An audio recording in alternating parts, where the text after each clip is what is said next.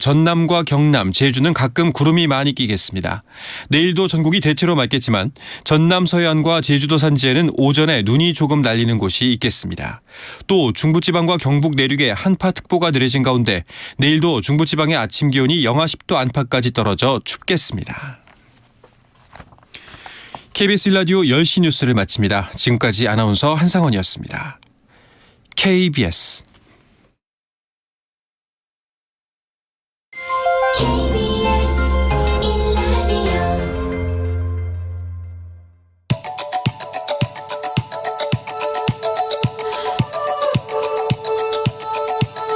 김성환의 시사야.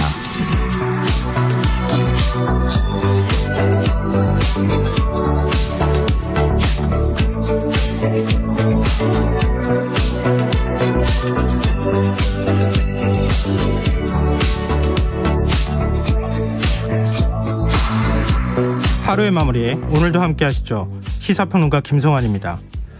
북한이 새해 첫날부터 탄도미사일을 발사하면서 무력 도발을 이어가고 있습니다. 김정은 국무위원장은 핵무력의 선제적 사용 가능성까지 언급하면서 핵무기 보유량을 기하급수적으로 늘리겠다고 밝혔는데요. 새해 남북관계는 어떻게 흘러갈지 더 깊이 있게 들여다보는 인터뷰 시간에 전문가와 얘기 나눠보겠습니다. 월요일 코너죠. 실용서부터 경제, 경영, 그리고 인문학까지 실생활에 필요한 책 이야기 주경야독 코너도 마련되어 있으니까요. 많은 관심 부탁드리겠습니다. 김성환의 시사에는 청취자 여러분들의 관심과 참여 기다립니다. 방송 내용과 관련해 의견 있으신 분들은 문자 보내주십시오. 당첨된 분들께는 모바일 쿠폰 보내드릴 텐데요. 참여하실 번호는 샵 9730이고요. 짧은 문자는 50원, 긴 문자는 100원의 이용료가 부과됩니다. 콩 어플리케이션과 KBS 1라디오 유튜브 채널을 통해서도 저희 방송을 실시간으로 시청 또 참여하실 수 있습니다. KBS 1라디오 김성환의 시사야. 그럼 지금 시작하겠습니다.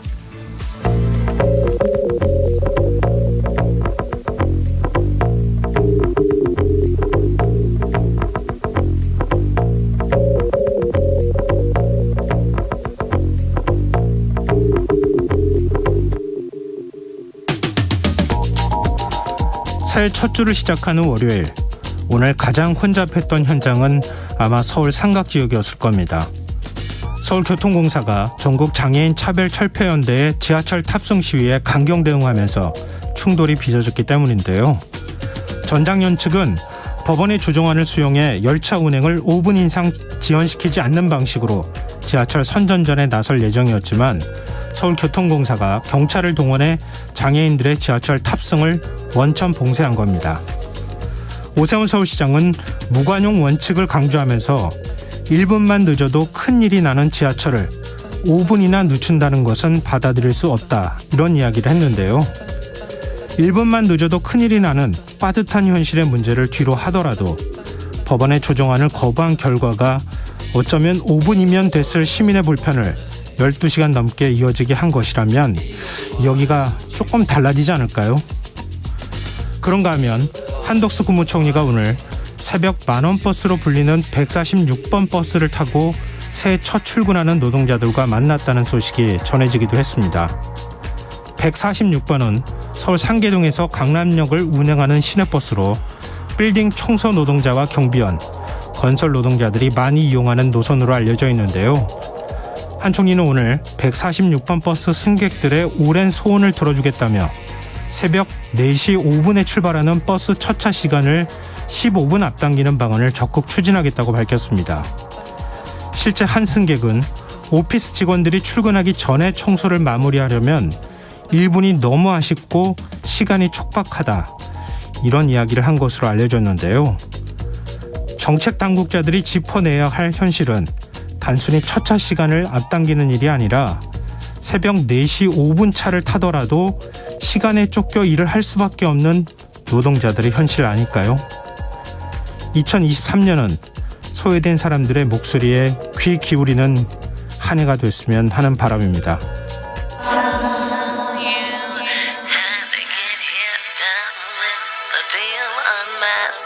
face to reveal the real what you feel. You and your everyday situations, all the unnecessary complications. 오늘 밤 당신 안의 꿈틀거리는 지식 충전 본능이 깨어납니다. 여러분의 자유탐구 영역 김성환의 시사야.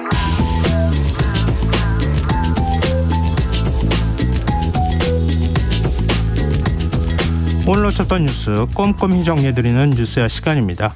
김민아 시사평론가 나와 계십니다. 안녕하세요. 안녕하세요. 네, 새해 복 많이 받으세요. 새해 복 많이 받으십시오. 어떻게 새해 어디서 맞으셨어요? 일하시면서? 네, 새해는 이제 집에서 편안하게 누워서 맞았죠. 아, 저도 마찬가지였습니다. 근데 다른 분들은 굉장히 열심히 해맞이도 하시고 새해를 맞는 의미를 많이 되새기고 계시더라고요. 그런 분들 부럽습니다. 네, 우리도 좀 더 새해를 맞아서 청취자분들께 더 좋은 소식으로 보답할 수 있도록 노력하겠습니다. 라는 말씀 좀 드려야 될 것 같습니다. 자, 첫 소식으로 가볼까요? 윤석열 대통령이 오늘 신년 인사회를 열었어요. 이른바 3대 개혁을 본격 추진하겠다는 뜻을 다시 한번 강조했네요. 그렇습니다. 청와대 영빈관에서 이제 신년 인사회 진행을 했는데요. 이런 메시지였습니다. 기득권의 저항이 쉽게 무너지면 우리의 지속 가능한 번영이 어렵게 되기 때문에 흔들림 없이 법과 원칙을 지켜 나가야 된다라는 거였고요. 노동, 교육, 연금 3대 개혁은 어렵고 힘들지만 우리가 반드시 나가야 될 길이다. 그리고 국민이 이것을 명령한 것이다. 이렇게 강조를 했습니다. 그래서 여기에 이제 힘을 모아달라라는 것인 거죠. 그리고 이제 보편적 가치에 기반한 국제사회의 연대는 우리 헌법 가치일 뿐 아니라 우리의 국익을 지키는 것이고 우리에게 경제적으로 더 많은 기회를 줄 것이다. 라면서 이러한 흐름에 좀 함께 해야 된다는 것을 강조를 했고요. 민간주도 시장의 중심의 기조를 유지하면서도 외교, 통상, 과학기술 분야에 대한 정부의 뒷받침이 촘촘하게 이루어지도록 잘 챙기겠다고 약속을 하기도 했습니다. 기득권의 저항이라고 하면 기득권은 어디를 말할까요? 그래서 이제 신년사를 종합해가지고 기득권이라고 하는 것은 무엇을 얘기하는 거냐 여러 가지 해석이 가능할 텐데 예. 제가 신문을 보니까 대통령실 관계자가 그런 주장을 했더라고요. 예를 들면 민주노총도 될 수 있고 정교조도 될 수 있고 거대 야당도 될 수 있다. 이렇게 얘기를 했는데. 아, 그거 다 그렇게 거론한 거예요? 이 어느 신문에 대통령실 관계자가 이렇게 얘기했다. 뭐 이렇게 나와 있는 걸 봤습니다. 근데 그런 인식이라고 하면 아무래도 정치적으로 반대쪽에 있는 뭔가의 대상을 상정하고 있는 거 아니냐. 이런 비판이 나올 수가 있는데 그렇게 될 경우에 좀 정치적인 악영향이 있지 않을까. 부정적인 효과가 크지 않을까라고 할 수밖에 없는 거거든요. 이 기득권의 범위에 예를 들면 뭐 대통령실 또 정부 또는 뭐 검사들 우리 또 관료들 들어가는지 한번 되짚어 봐야 되지 않나 뭐 그런 생각도 듭니다. 아무래도 3대 개혁하기 위해서는 협치, 뭐 통합 메시지 이런 것도 필요한데 그런 메시지는 안 나온 상황이기 때문에 아마 그런 해석이 나오지 않을까 그런 생각이 드는데요. 근데 오늘 신년 인사회에 민주당 지도부가 참석하지 않은 걸 두고 지금 뒷말이 나오고 있어요.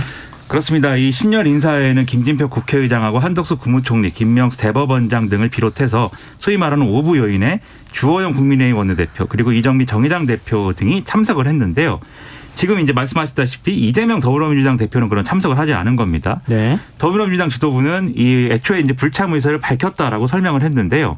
이 신년 인사회에 초청한다는 메일이 대표 메일에 접수가 돼서 굉장히 촉박한 일정으로 이것의 회신을 요구하더라. 그래서 이미 예정된 일정이 있어서 참석하기가 불가능하다라고 회신했다라고 더불어민주당은 이제 얘기를 하고 있습니다. 그러니까 통상 이런 자리에는 정무석이 연락을 해서 일정을 조율하고 사전에 이렇게 좀 여유 있게 조율할 수 있도록 하는 것이 관례인데 이런 절차가 이제 이번에는 없었다. 그래서 참석할 수가 없었다 이런 얘기거든요.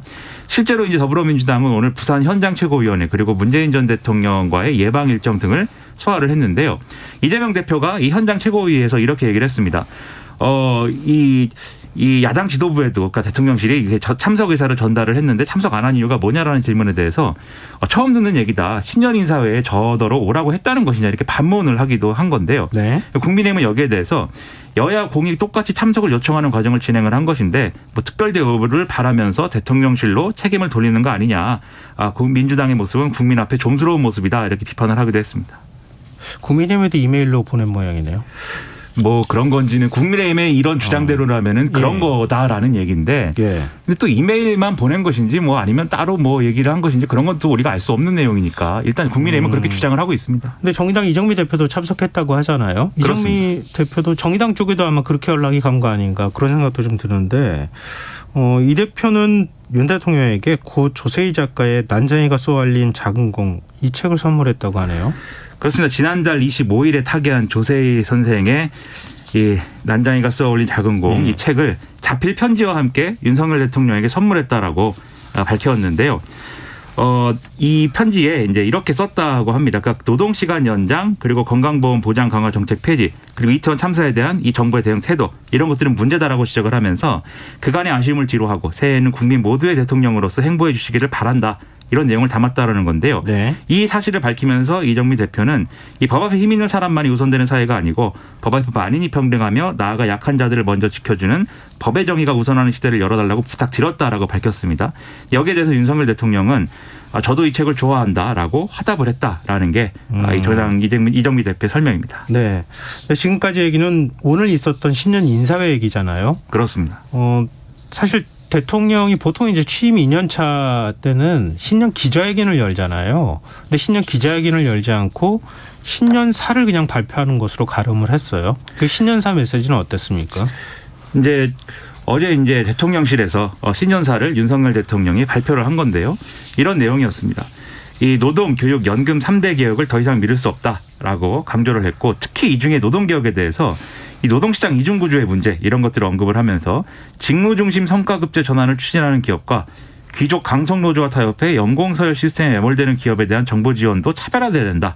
이렇게 강조를 했습니다. 네. 그리고 노동개혁의 출발점으로 노사 법치주의를 꼽으면서 불필요한 쟁의와 갈등을 예방하고 진정으로 노동의 가치를 존중할 수 있는 길이 돼야 된다. 이렇게 주장도 했는데요.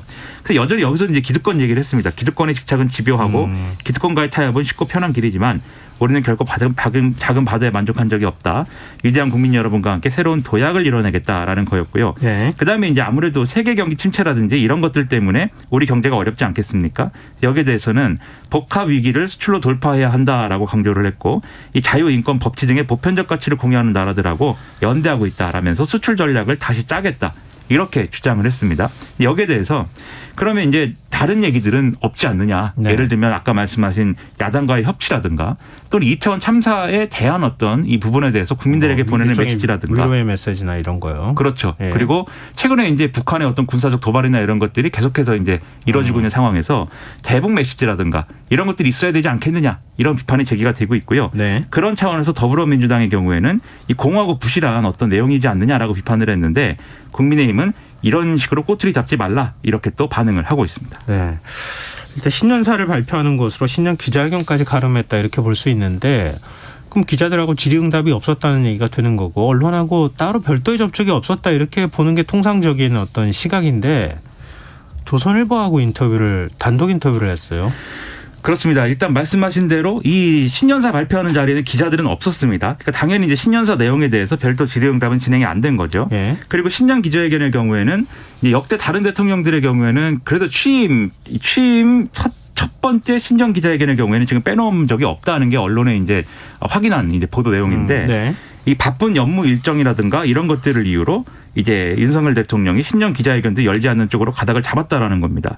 그러니까 이게 일방 소통 아니냐 이런 비판이 제기가 되는데요. 그런데 말씀하신 이 조선일보와는 지난 연말에 1시간 40분을 또 할애해서 인터뷰를 했고 그게 오늘자 지면에 대문짝만하게 실린 거죠. 다른 신문사에 다 알려졌더라고요. 언론사에도. 그렇습니다. 기자들 사회에 많이 얘기가 나오는 거죠. 이게. 예. 그러다 보니까 예를 들면 이렇게 특정 언론하고 인터뷰를 할 때 뭔가 단연차여서 돌아가면서 인터뷰를 했다라고 하면 또 그것도 모르겠는데 이런 경우에는 아무래도 공동 인터뷰나 이런 것들을 할 수 있는 건데 신년 기자회견도 없으니까요. 네네. 근데 그런 것도 아니고 가장 어떤 논조가 이 정부의 친화적인 그러한 언론하고 거의 2시간 가까이 인터뷰를 했다는 것은 결국 이것도 뼈아픈 질문이나 이런 것들은 받지 않겠다는 취지 아니냐 이런 뒷말이 좀 나온다 이런 보도가 이어지고 있습니다. 네. 그 얘기는 김남 평론가께서 얘기를 하셨으니까 조선일보 인터뷰 내용도 좀 살펴보죠. 상당히 주목할 만한 발언들이 있었어요. 오늘 가장 많이 좀 주목이 된 게 이 선거제도 개혁에 대해서 언급을 한 대목입니다. 네. 윤석열 대통령이 이 현행 소선거구제의 단점에 대해서 얘기를 했는데요. 전부 아니면 전무로 가다 보니까 선거가 너무 치열해지고 진영이 양극화되고 갈등이 깊어지고 있다. 그래서 이게 문제다. 이렇게 지적을 했고 예. 그러면서 중대선거구제를 통해서 대표성을 좀 더 강화하는 방안을 검토해 볼 필요가 있다. 대선 후보 시절부터 이 얘기를 했다 이렇게 강조를 한 겁니다. 지금 정치권에서도 이 긍정적 기류가 일부 있기 때문에 앞으로 논의가 본격화될 수 있지 않겠느냐 이런 얘기가 오늘 나왔고요. 네. 그다음에 이제 이 조선일보 인터뷰 내용을 보면은 북핵 대응과 관련돼서 미국의 핵 전력을 한미가 공동으로 뭔가를 기획하고 연습하는 방안에 대해서 이제 추진 중이다라는 내용이 나오고 이게 또 조선일보의 일면 제목입니다. 이 인터뷰에. 네. 그러니까 상당히 여기에 이제 방점을 찍은 메시지인데 과거에 미국의 핵우산 확장 억제 개념은 미국이 이제 알아서 다 해주는 개념이지만 그 정도로는 이제는 안 된다. 그래서 실효적 확장 억제를 위해서는 미국과 핵에 대한 공동기획, 공동연습 개념을 논의하고 있는 것이고 이것을 준비하고 있고 미국도 긍정적이다라고 얘기를 한 겁니다. 그리고 이제 개각, 대통령실 개편 등과 관련돼서는 지금 큰 문제는 없다고 생각하지만 종합적으로 한번 판단해 보겠다라고 얘기를 했고요. 네. 그 과정에 이상민 행안부 장관에 대해서 이 이태원 참사 등과 관련돼서 정무적 책임이 있지 않느냐라는 이 비판이 있지 않느냐라고 예. 물어왔는데 정무적인 책임도 책임이 있어야 묻는 것이다라는 취지로 대통령이 답을 했다라는 내용이 이 인터뷰에 포함이 되어 있습니다. 그리고 이제 더불어민주당 이재명 대표하고 전임 정부 인사들에 대한 검찰 수사에 대해서 야당은 정치보복이라고 하고 있는데 여기에 대해서는 지금 이루어지고 있는 수사는 이 민주당 대선 경선 과정에서도 나온 얘기 아니냐. 정치보복성 수사라는 이런 주장은 이해할 수 없다라고 반응을 했고요. 네. 그다음에 김건희 여사의 역할에 대해서 이게 처음에는 대통령 배우자는 특별히 하는 일이 없지 않을까라고 생각을 했지만 취임해 보니까 배우자가 할 일이 많더라라면서 앞으로도 이제 여러모로 역할을 할 수밖에 없다라는 취지의 언급을 했습니다. 그리고 마지막으로 대통령 가족에 대한 수사는 상대적으로 미진하다는 지적이 있다라는 이제 지적에 대해서는 예. 전임 정권에서 몇 년이 넘도록 이 자신의 배우자 그리고 처가에 대해서 전방위적으로 지휘권 배제라는 식의 망신까지 줘가면서 수사를 진행하지 않았느냐라고 반문을 했다라는 건데요. 근데 그만큼 했는데도 이제 뭐가 나온 바가 없다. 뭐 이런 주장을 뒤에 좀 생략한 것이 아닌가 이렇게 추정이 됩니다. 네. 근데 뭐 지금 이제 내용 쭉 설명해 주셨지만 이 가운데 중대선거구제 논의의 경우에는 선거법을 바꿔야 되는 문제잖아요. 그렇습니다. 또 지난번에 한번 이 연동형 비례대표제 얘기 나오면서 위성정당 얘기까지 나왔었기 때문에 이 문제에 더 관심을 가질 수밖에 없는 상황이잖아요. 그렇죠. 어느 정도 논의가 진행될 거라고 보이세요? 일단 오늘 김진표 국회의장이 앞서 이제 신년 인사에 끝나고 나서도 이제 강조를 했습니다. 선거법 대안의 하나로 이 중대선거구제가 제안이 되고 있고 그밖에 연동형 비례대표제를 포함해서 여러 가지를 종합해서 선거법을 새롭게 마련을 해야 된다. 그러니까 2024년 총선에 적용될 선거법 개정을 위한 국회의원 전원이 참석하는 전원위원회를 열어서 법안을 심의하겠다. 이렇게 얘기를 한 겁니다. 그러니까 구체적인 일정을 얘기를 하기 시작한 것이죠. 네. 더 구체적으로는 국회 정치개혁특별위원회가 늦어도 2월 중순까지는 선거법 개정안을 복수로 제안을 하고 그걸 전원위원회에 회부를 해서 3월 초순까지는 총선 선거제도로 확정할 계획이다라고 이제 얘기를 해서 그러면 상당히 이제 논의가 탄력을 받는 구조가 되겠구나라는 기대감을 키우고 있는데요. 네. 다만 비관적인 시각도 있습니다. 이게 아무래도 현역 의원들의 이 여러모로 이제 당선 가능성 자신의 지역구가 어떻게 되는 것이냐. 네네. 이런 것들과 굉장히 이제 맞물릴 수밖에 없는 그렇죠. 것이기 때문에 네. 과연 현역 의원들이 이것에 대해서 그냥 용인하겠느냐. 그런 사안이다 보니까 여야가 끝내 합의할 수 있겠느냐. 그리고 이게 뭐 선거구 획정부터 시작해서 결국은 비례대표 의원의 정수라든가 지금 있는 연동형 비례제 어떻게 할 것이냐. 다 맞물리는 문제이기 때문에 굉장히 복잡한 사안에 대해서 합의하기는 쉽지 않을 것이다. 라는 얘기가 또 나오고 있습니다. 또 이것도 개헌 얘기까지 같이 연결이 되는 것 때문에 개헌 논의까지 가능하겠느냐 뭐 이런 얘기도 나와서 물론 이제 윤 대통령은 오늘 조선일보 인터뷰에서 회의적인 시각을 좀 보이긴 했던데 이것도 좀 지켜봐야 될 부분인 것 같습니다. 지금 여러분께서는 KBS 라디오 김성환의 시사회와 함께하고 계십니다.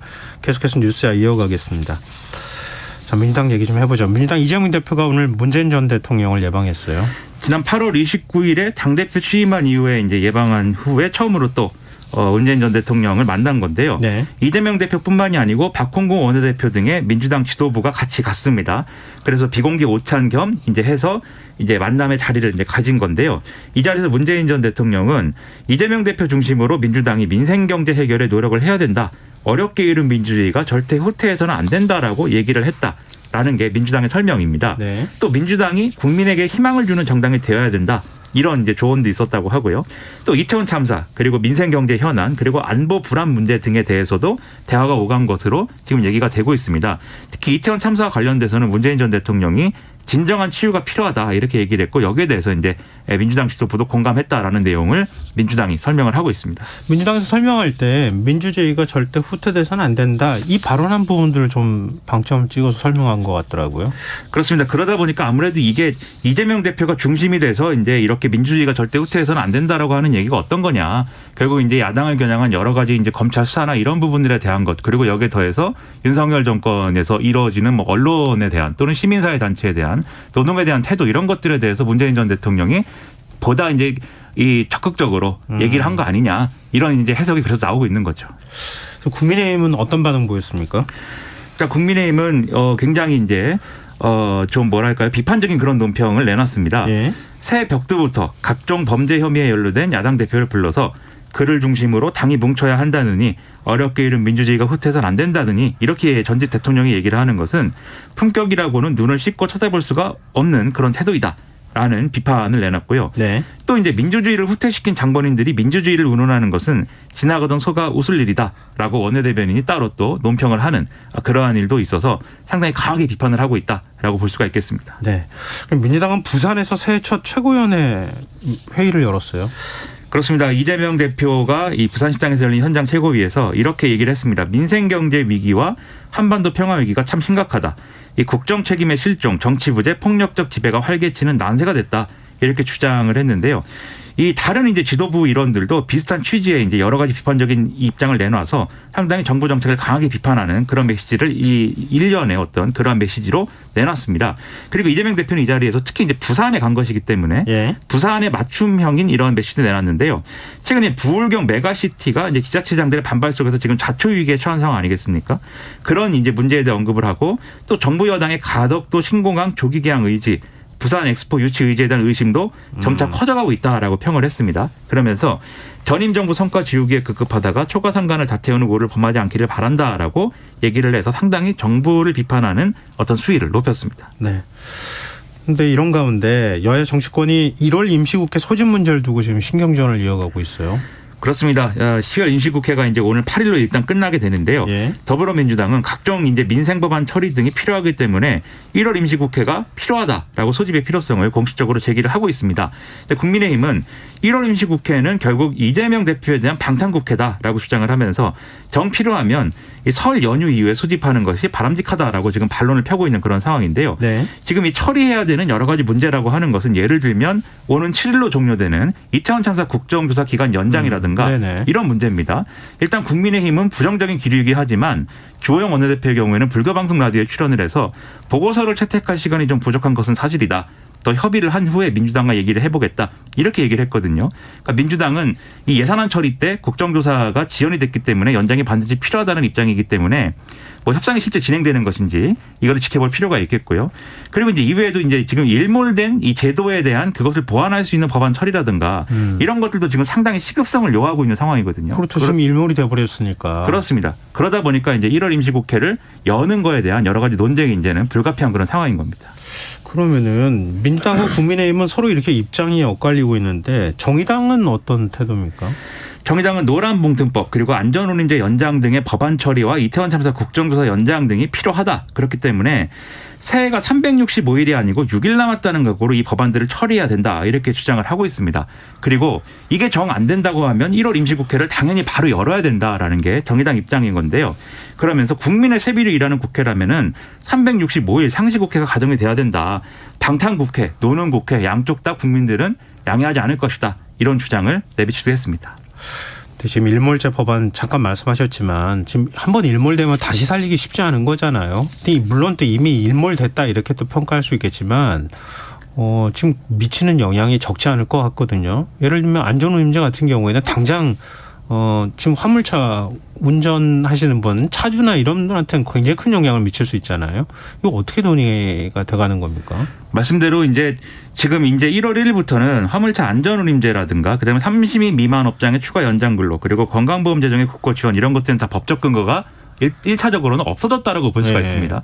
특히 말씀하신 화물 운전자들의 경우에는 당장 운임이 깎이는 이유가 되거든요. 이게 네네. 당장 이 낮게 책정하는 그러한 이제 근거가 되기 때문에 당장의 영향을 미치는 것인데 그러면 최대한 빨리 처리해야겠지만 8일까지인 12월 임시국회 안에는 현실적으로 처리하기가 빠듯하지 않느냐 이런 지적이 나오고 있습니다. 그러다 보니까 민주당에서는 지금 법사위에 계류 중인 예를 들면 안전운임제 일몰 연장 법안과 관련돼서 이 본회의에 직회부를 하는 방안을 검토하고 있다라고 하는데 여기에 대해서는 또 국민의힘은 대통령 거부권까지 행사할 수 있다. 이런 얘기를 언론에서는 얘기를 하고 있는 거거든요. 대통령 거부권을 행사한다고요? 그렇습니다. 이 다수의 뭐 횡포다 이런 거죠. 민주당이 이렇게 추진하는 것은. 그럼 원래 국민의힘하고 지금 정부에서도 그 일몰 일단 뭐 3년 연장하는 걸로 이렇게 얘기를 했었던 거잖아요. 근데 그거는 이제 정부는 계속 무효라고 지금 주장을 또 하고 있죠. 그런 상황이 반영되다 보니까 앞으로도 양당의 어떤 대립구도는 상당히 치열해질 것 같습니다. 네.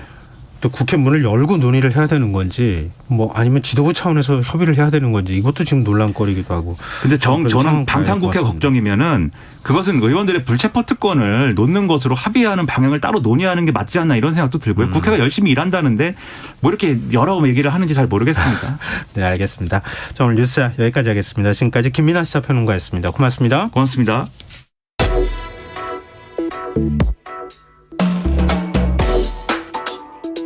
더 나은 내일을 준비하는 시간 KBS 1라디오 김성환의 시사야. 북한이 새해 첫날부터 미사일을 발사하는 등 도발을 계속 이어나가고 있는 상황인데요. 김정은 북한 국무위원장은 핵무기를 기하급수적으로 늘리겠다는 초강경 입장까지 내놓으며 대남 위협 수위를 연일 끌어올리고 있는 상황입니다. 이 새해에도 강대강 대치 국면이 계속될지 이호령 한국국방연구원 안보전략연구센터장 연결해서 얘기 나눠보도록 하겠습니다. 센터장님 안녕하십니까? 네, 안녕하세요. 네. 이 북한이 연말이었던 31일과 새해 첫날이었던 어제 이틀에 걸쳐서 초대형 방사포 4발을 발사했다고 지금 밝혔는데요. 네네. 초대형 방사포 이전하고는 좀 다른 거죠? 많이 개량된 무기인 거죠? 초대형 방사포가 처음 등장한 건 2019년 하노이 회담 결렬 이후에 북한이 이제 신형 단거리 4종 미사일을 발사를 했는데요. 네. 그때 이제 KN-23, KN-24, 그다음에 신형 대구경 조정 방사포, 초대형 방사포 이렇게 발사를 했습니다. 그래서 네. 8월에 처음 이제 초대형 방사포 600mm가 처음 발사가 됐고 이후 계속해서 초대형 방사포를 최근까지 지난 1월 1일까지 총 발사한 게 한 30여 기를 발사를 했다라고 볼 수가 있어요. 네. 그러면 2019년에 말씀드린 이런 신형 단거리 4종 중에 가장 많이 발사한 게 바로 신형 초대형 방사포라고 볼 수가 있죠. 그러면은 이제 실전 배치하기 시작했다 이렇게 봐도 되는 건가요? 네네. 지금 보면 올해 그 발표를 한 내용을 보면 지난 10월 하순부터 12월 31일까지 총 30여 기를 인민군에 새롭게 전달을 했다라고 하면서 예.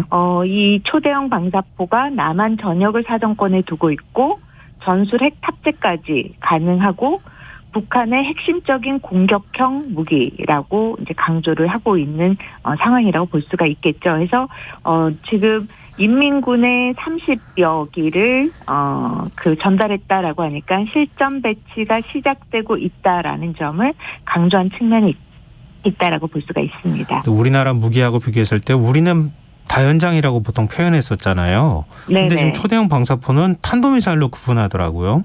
그러니까 여기에는 전술핵까지 네네. 탑재가 실제로 가능한 겁니까? 그렇습니다. 전술핵이 이제 여러 가지에도 다 탑재가 가능한데요.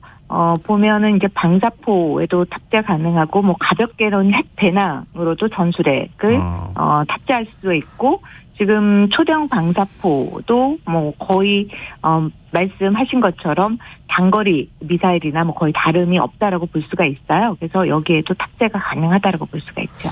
우리 입장에서 상당히 위협적인 무기가 될 수 있는 건데요.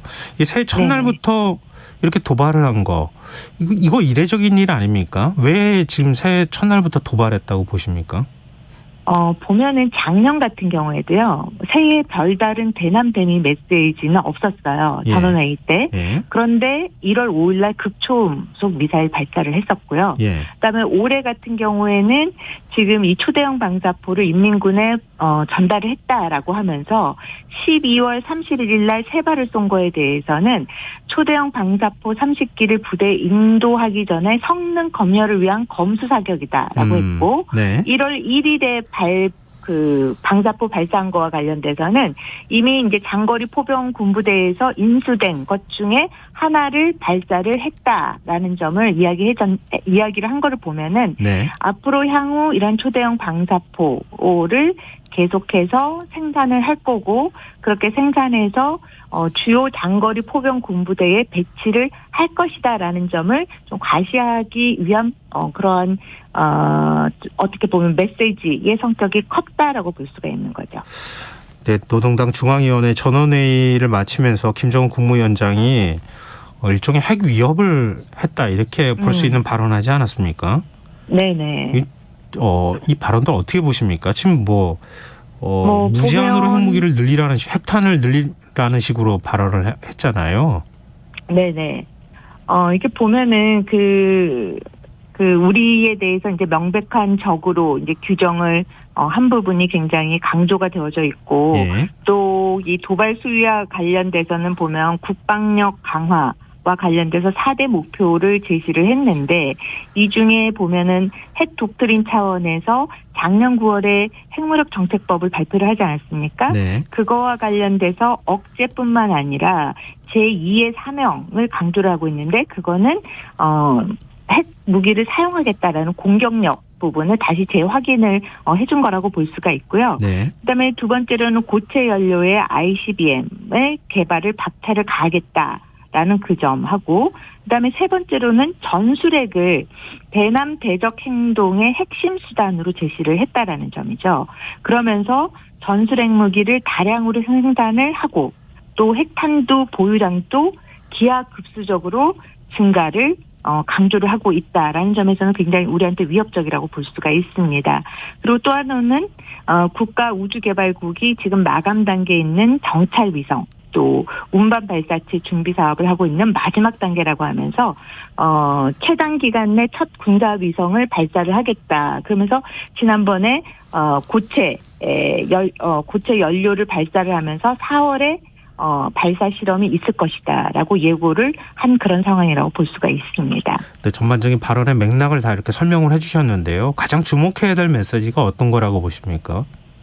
지금 보면은 우리한테 대적관을 명확히 이야기를 하고 또 우리를 향해서 전술핵 무기를 사용하겠다라는 부분을 강조를 하고 있고 예. 거기에 바로 사용되는 수단이 앞서 말씀드린 초대형 방사포를 실전 배치를 했고 거기에 전술핵 탄두가 탑재가 가능하다라는 점을 또 강조를 하고 있고 그러한 초대형 방사포를 계속해서 생산해서 실전 배치하겠다라는 점을 강조하고 있는 거죠. 그러면 전반적으로 초대형 방사포의 그 사정거리라든지 이런 걸 보면 남한 전역이 전부 다 커버가 되고 있는 거기 때문에 네.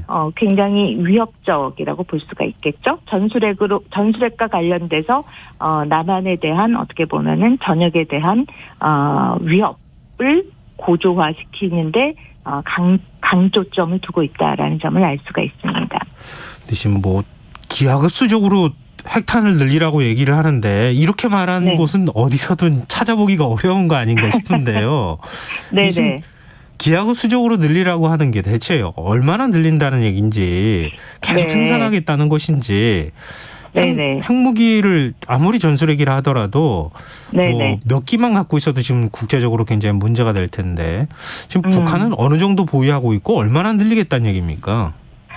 근데 보통 북한의 핵무기 개수와 관련돼서 학자들이나 또 주요 외국의 그 기관이라든지 핵과학 그 단체에서 발표하는 숫자들이 조금씩 다 틀려요. 예. 그러면 핵물질의 보유량과 핵무기 개수를 개수는 완전히 이제 다른 거죠. 핵무기를 만드는 기술이 얼마만큼 발전했느냐에 따라서 핵물질을 적게 사용할 수가 있고, 핵무기 그 탄두의 제조 기술이 보다 더 좀 덜 발전했다면 핵물질이 더 많이 들어간다든지, 그래서 핵물질의 그 증가량 이꼬르 핵탄두 개수의 그 증대가 같은 수준으로 이렇게 높게 증대한다라고 볼 수는 없는 거예요. 예.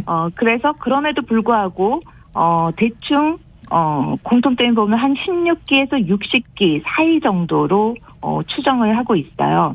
근데 보면 우리가 북한의 재농축 시설이라든지 또 우라늄탄에 사용되는 재농축 물질의 양이 또 명확하게 탐지되는 데가 있고 탐지를 알 수가 없는 데가 알 수 없는 곳에 또 재농축 시설을 있다라고 본다면 네. 거기에 대해서 오차가 발생하고 거기에 따른 또 핵탄두의 개수가 또 변화될 수가 있기 때문에 그냥 추정 정도로 그 정도 분량을 생각을 하고 있는 거죠.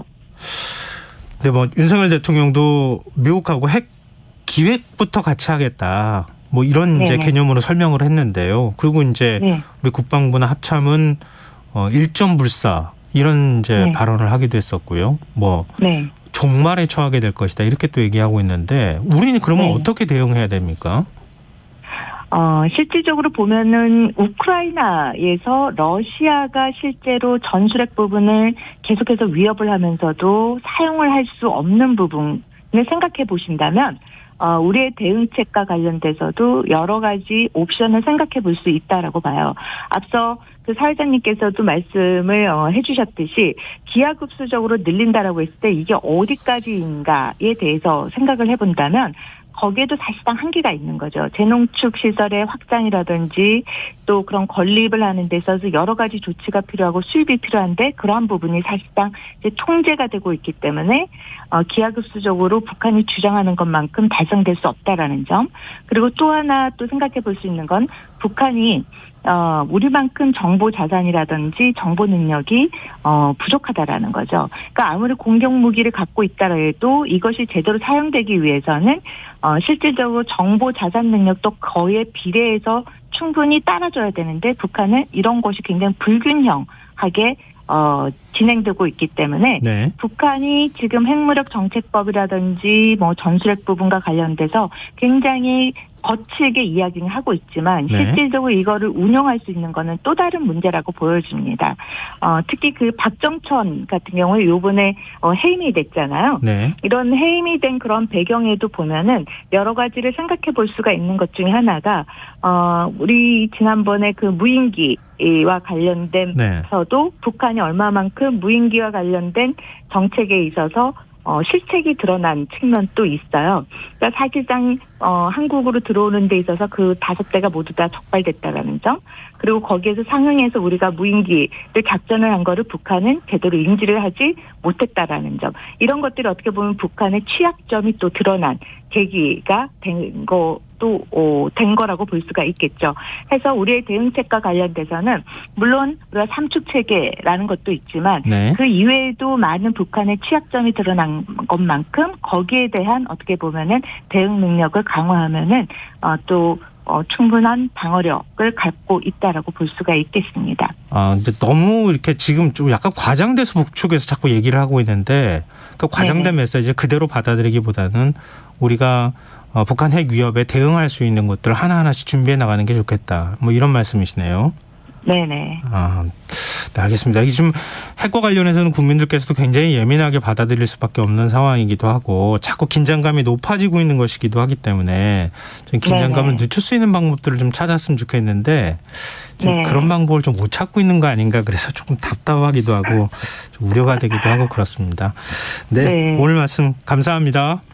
네, 고맙습니다. 네, 지금까지 이호령 한국국방연구원 안보전략연구센터장이었습니다.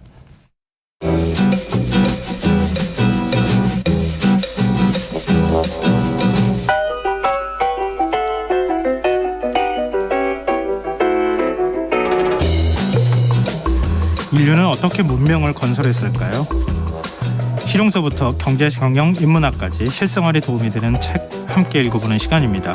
듣고만 있어도 똑똑해지는 지식충전소 주경야도 성신여자대학교 겸임교수이자 북튜버 이시안 작가와 함께하겠습니다. 안녕하세요. 네, 안녕하세요. 새 인사부터 해야 될 것 같은데. 네, 새해 복 많이 받으시길. 새해 복 많이 받으십시오. 네. 근데 우리가 새해 첫 출발하는 의미에서 네. 뭔가 좀 특별한 책을 갖고 오셨을 것 같은데요. 네, 제가 새로운 해를 맞이하시는 분들을 위해서 저도 같이 맞이했지만 네. 한 가지 제안을 하려고 그럽니다. 어떤 제안이요? 우리가 이제 저번 시간에도 이제 새해 결심 뭐 이런 얘기를 좀 했잖아요. 네. 그 결심이 뭐 금연, 금주, 뭐 매일 운동 이런 것 같은 걸 많이 생각하시는데 네. 너무 난이도가 극강인 것 같아요. 3일이면 지나가고 막 이럴 수 있는 거라. 아이고 왜 그러세요? 지금 저도 결심을 이제 와가신 분들한테. 그래서 좀 말랑말랑한 할 만한 제안을 하나 이런 결심 어떠신가 제안을 하나 해볼까 하는데 네. 올해 책 한 권 꼭 읽겠다. 이런 정도. 네. 한 권의 책을 꼭 읽겠다. 이 독서를 제안을 하고 싶어요. 근데 이 독서를 그냥 독서가 아니라 네. 집에 있는 벽돌책 한 권을 부수기. 이렇게 새 결심을 해보시는 게 어떨까 합니다. 그 괜찮은 것 같아요. 네. 한국에서 벽돌책들이 몇십만 부에서 심지어 100만 부, 200만 부 팔린 책도 있거든요. 네, 맞아요. 그래서 제목도 많이 아시고요. 심지어 집에서 찾아보면 있어요. 자기가 가지고 있습니다. 읽지 않았을 뿐이죠. 네. 네, 그래서 2023년에는 그런 벽돌책 가운데 한 권은 읽어보는 해가 됐으면 어떨까? 결심하시는 게 어떨까 해가지고 이제 제안을 해보고요. 그런 의미에서 올해 새 이제 주경야도 코너에서 몇 번은 벽돌책 특집으로 진행을 할까 합니다. 어떤 벽돌책을 준비해 오실지 궁금한데요. 네. 이 출판사들이 네. 상하로 그래서 안 쪼개는 것 같아요. 맞아요. 상하로 쪼개면은 두꺼운 책인데 상하로 쪼개면 상만 팔리거든요. 그렇죠. 그렇죠. 그러니까 벽돌책은 기왕 벽돌책이니까 어차피 가격이 있더라도 두껍게 한 권 뭐 이렇게 내는 거 아닌가. 뭐 제 추정입니다만 그런 생각을 하는데요. 네. 자, 그럼 오늘 소개해 주실 벽돌 어떤 겁니까? 아마 벽돌책 가운데 가장 많이 가지고 있는 책 중에 하나일 거라고 생각을 하고요. 네. 2015년에 한국에 처음 출판되었거든요. 그런데 지금도 입문 분야에서는 꾸준히 베스트셀러 20위 안에 계속 들면서 팔리고 있는 책이에요. 어떤 총 책일까요? 636페이지인데요. 네. 정말 벽돌책의 대명사 같은 책입니다. 유발 하라리의 사피엔스입니다. 아니 사피엔스 읽었다고 하는 분들 많이 봤는데 저는 아니에요. 그게 아니에요? 사피엔스를 읽었다기보다는 안다라는, 그러니까 왜냐하면 또 이런 게 있어요. 사피엔스를 너무 많이 소개를 하는 거죠. 여기저기서. 근데 내용이나 이런 거는 대충은 아는 거죠, 사람들이. 아니 유발 하라리 인터뷰도 많이 해요. 그러니까요. 네. 그것도 약간 예전엔 볼 수 없었던 현상이에요. 네. 너튜브나 이런 데 보면 사피엔스 가지고 얘기하는 거 굉장히 많거든요. 예. 그런 걸 보면서 이제 내가 읽은 거나 다름없다라고 생각하시는 분들이 많더라고요. 그러면은 실제 얼마가 판매가 된 겁니까? 야, 유발 하라리 이 사피엔스는요, 전 세계적으로 2천만 부가 판매됐습니다. 많이 판매됐네요. 네. 한국에서는 정확한 집계는 없는데요. 2019년까지 유발 하라리 3부작이 있거든요. 예. 호모데우스 21세기란 21가지 재원 해가지고 요 세 가지가 총 100만 부가 팔렸다는 기사가 나온 적이 있어요. 2019년에. 와. 근데 사피엔스가 상대적으로 더 잘 팔리는 거잖아요. 예. 절반 이상은 사피엔스라고 추정이 되고요. 2019년이고 계속 그 뒤부터 또 이 베스트셀러 20위 안에 들었으니까 추정상은 한 100만 부는 팔지 않았나 이렇게 짐작을 하고 있습니다. 그러면은 좀 많게 보면 200만 부까지도 추정해 볼 수도 있겠다는 생각이 드는데요. 네네. 근데 이게 얼마나 읽으셨을까? 사실은 그래서 아까 말씀드린 대로 이게 꼭 내가 이 내용을 알아서 이제 읽었다라고 생각을 하시는 분들이 많아요. 예. 그런 이유 중에 하나가 사피엔스가 하도 많이 팔리고 그러다 보니까 예. 방송이나 이런 거 할 때도요. 일단 사피엔스부터 시작을 합니다. 아, 사피엔스 얘기부터 먼저 꺼내는 거죠. 네. 제 너튜브 채널 시안책방 있잖아요. 예. 거기서도 지금 제 영상이 한 600개 정도 되거든요. 와, 많이 하셨군요. 네. 사피엔스가 17번째 영상으로 완전 초창기해요. 왜냐하면 이게 사피엔스가 조회수가 많이 나오는 영상이거든요. 네. 아니 이름만으로도 네. 호기심을 불러일으키는 책 아니면 그렇게 많이 굉장히 많이 언급을 하고 있기 때문에 네. 내가 비록 다 읽지는 못했다 하더라도 그래도 알아야 하는 필수 교양서 같은 느낌을 받게 되는 거 아닌가 싶거든요. 그리고 이런 해석도 가능할 것 같아요. 집에 있는데 예. 근데 이제 앞에 몇 페이지 읽어보니까 도저히 못 읽겠어가지고 예. 이거 영상으로 좀 참고를 해야겠다라고 해서 찾아보시는 분들 굉장히 많은 것 같습니다. 아니 우리가 그 독자들의 수준을 네. 그렇게 표현하면 조금 더 죄송스러운 거니까 읽으신 아니요. 분들도 꽤 있기는 할 것 같은데요. 근데 그 데이터 과학자 세스 다비도위치라는 사람이 있는데요. 예. 모두 거짓말을 한다는 책에서 데이터를 가지고 분석을 하는데요. 예. 벽돌책을 끝까지 읽는 사람의 확률이요. 3에서 4%라고 합니다. 이거밖에 안 돼요? 네. 그러니까 100만 명이 썼어도요. 3만 명 정도만 그 끝을 본 거고요. 나머지 97만 명은 방송이나 영상을 통해서 오늘 이 방송의 영상도 결국 남잖아요. 네. 이런 걸 통해서 또 간접적으로 읽는 그런 그 분들이 많다라는 거죠.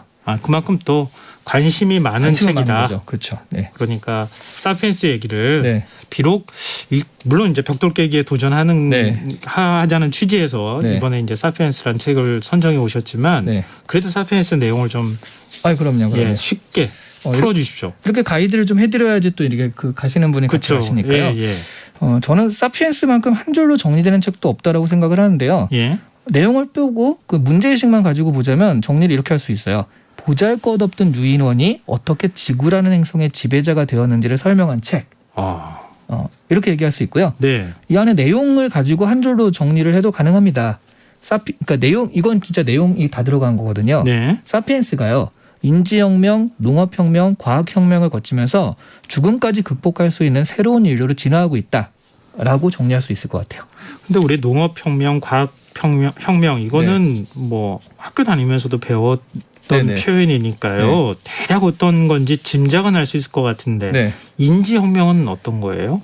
인지혁명이 어떻게 보면 그 사피엔스에서는 가장 독특한 점이라고 할 수 있는데요. 예. 사피엔스는 원래 네안데르탈인이라는 경쟁자가 있었거든요. 네네. 네안데르탈인이 또 신체적으로 월등해서 1대1 싸움으로는 도저히 사피엔스가 이길 수가 없었어요. 그런데도 나중에 보면 결국 이 네안데르탈인은 멸종하고 사피엔스가 살아남았거든요. 예. 그 이유가 바로 사피엔스의 조직력입니다. 조직력요? 네. 사회를 만드는 능력인데요. 네. 사회적 의사소통을 통해서 집단적 움직임이 가능했거든요. 바로 이런 사피엔스의 집단 행동 조직 능력이 이제 중요한 건데 예. 인지혁명은 새로운 사고 방식이나 의사소통 방식에 대한 이야기인데요. 예. 다시 말하면 곧 사회적 연결을 어떻게 할 것인가에 대한 이야기라고 할 수 있어요. 그러면은 인류가 인지혁명이 먼저 일어났다. 네. 진화하는 과정에서 인지혁명이 일어났고 네. 그 다음에 치열한 생존 투쟁에서 살아남은 사피엔스가 호모사피엔스, 그쵸, 사피엔스죠. 사실 네. 정확하게 얘기하면. 네. 그러니까 살아남아서 그 다음에 농업혁명과 과학혁명을 이뤘다. 그렇죠. 이런 얘기인가요? 네네. 농업혁명을 통해서 그러니까 그 전엔 이런 인지혁명이나 이런 걸 통해 가지고 경쟁에서 이긴 다음에 예. 농업혁명을 통해서 정착을 하게 돼요. 그 수렵을 해서 떠돌 때와는 다르게 또 대규모의 집단과 사회를 이루게 되는데 예. 이때 또 인지혁명의 그것들이 들어와서 이들을 엮어줄 수 있는 거. 그러니까 예. 뭐 200명, 300명은 서로 의사소통을 통해서 충분히 가능하지만 예. 이게 100만 명, 200만 명이 되면 그건 힘들잖아요. 예. 상상의 질서와 문자체계라는 게 들어온다는 거죠. 그 상상의 질서에 해당하는 것이 종교나 신화나 돈 같은 것들입니다. 이런 허구의 질서들이 대규모 사회가 이루어지는 것이 가능하게 했다라는 얘기를 하는 거고요. 예. 그리고 또 인간이 이 다음에 무지에 대한 인정을 하고 과학을 연구하고 또 제국주의를 통해서 지배층의 이익에 도움이 된다는 것을 또 알게 되거든요. 과학이. 예. 그래서 약 500년 전의 인간들이 여기에 돈과 시간을 투자해서 결국 과학혁명을 성취해내게 된다. 이런 얘기가 되는 것이죠. 근데 유발 하라리는 뭐 문명사를 연구하는 네. 학자일 수도 있겠지만 어찌 보면 거기서 그냥 멈추는 게 아니라 미래까지 얘기하는 맞습니다. 미래학자 성격도 갖고 있는 것 같아요. 맞습니다. 이 유발 하라리가 사피엔스의 종말에 대해서도 말하고 있어요. 예. 발전한 과학은 에너지 고갈을 이겨내고요. 생물학적인 한계를 극복해서 새로운 인간을 만들어낸다라고 얘기를 하거든요. 예. 그러니까 저자는 이런 행위를 자연 선택을 지적 설계로 대신한다라고 표현을 하는데 네. 크게 생명공학, 사이보그 공학, 비유기물 공학의 세 가지 방법을 들고 있습니다. 예. 이제 좀 쉽게 설명하자면 그 생명공학은요. 그 어벤져스를 보면 캡틴 아메리카라는 히어로가 나오잖아요. 네. 이 캡틴 아메리카는 유전자가 조작되어서 탄생하는 경우거든요. 그 약물로 탄생하는 경우고요. 네. 사이보그 공학은 여기 나오는 그 히어로 중에 아이언맨, 기계. 네. 기계로 강화되는 거고요, 사람이. 그리고 비유기물 공학은 또 이 어벤져스 중에 빌런으로 그냥 컴퓨터에 인격을 부여해서 탄생한 비전이나 울트론 같은 생명체가 있거든요. 예. 요 세 가지 형태가 결국 사피엔스를 극복하는, 그 죽음을 극복하는 종이 된다라고 해요. 이들은 지금의 사피엔스와는 다른 종이 될 것이고요. 결국 죽음을 극복하는 길가메시 프로젝트를 완성한 이들을 이 저자는 그 하라리는요 신이 된 인간들이라고 부릅니다.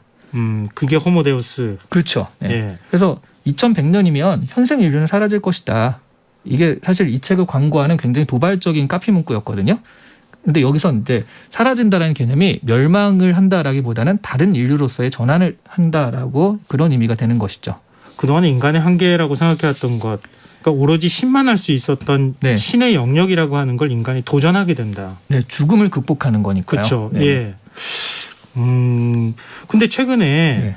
사실 이게 어찌 보면 약간 황당하다고 느낄 수 있을 만한 얘기일 것 같은데 네. 그럴듯한 얘기이기도 하면서도 유발 하라리 전망이 맞구나 이런 걸 새삼 느끼게 하는 깨닫게 만드는 뭐 이 사건이 있었다고요. 네.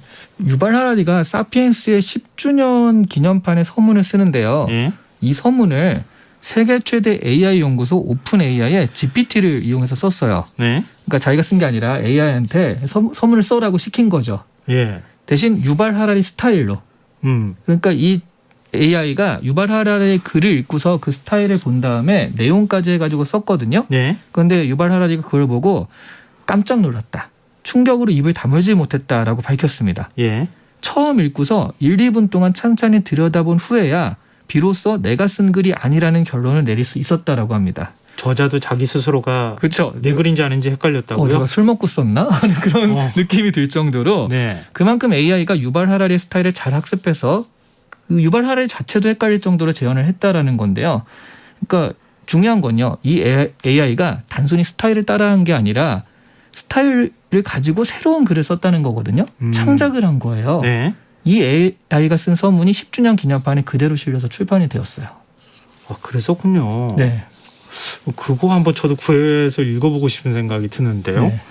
근데 마지막으로 네. 사피엔스가 이렇게 오래도록 기억되는 이유, 또 지금 이 책을 읽어야 하는 이유 함께 살펴보면 어떨까요? 일단 책꽂이 안에 벽돌책을 한 번쯤은 또 먼지를 털어줘야 되잖아요. 그래서 이번 연도에 일단 이 사피엔스부터 한번 털어보시는 그런 어떤 시도를 해보면 어떨까 하는 생각이 들고요. 네. 기술의 발전이 더더욱 가속화되는 요즘에는 이게 제대로 생각하고 대비하지 않으면 인간성이라는 것을 지키기가 힘들어진다는 생각이 들더라고요. 그래서 인류 발전의 거대 히스토리라고 할 수 있잖아요. 이 사피엔스를 보면서 야, 인간이란 게 어떤 거고 또 인간답다는 게 무엇일지 생각해보는 계기가 되었으면 하는 생각이 들어요. 그 말씀하신 호모 데우스의 데우스가 신이잖아요. 네. 과연 우리가 신이 될 자격이 있는가? 사피엔스에서 이런 것도 좀 생각을 해보면 어떨까 해요. 인류가 이렇게 눈부시게 성장하고 이렇게 뭐 인류 밖에 지금 지구 문명에서는 인류만 해왔던 일이잖아요. 그렇죠. 네. 근데 그러다가 결국 신에 도전하는 것이 아니고 왜 우리는 그럴 만한 어떤 자격을 갖추고 있는가를 먼저 질문해야지 그 의문을 풀 수 있거나 그렇게 될 수 있다. 네. 역발상 같은데요. 뭐 좀 저도 고민해볼 지점이 아닐까. 아마 많은 분들도 마찬가지 아닐까 그런 생각이 드네요.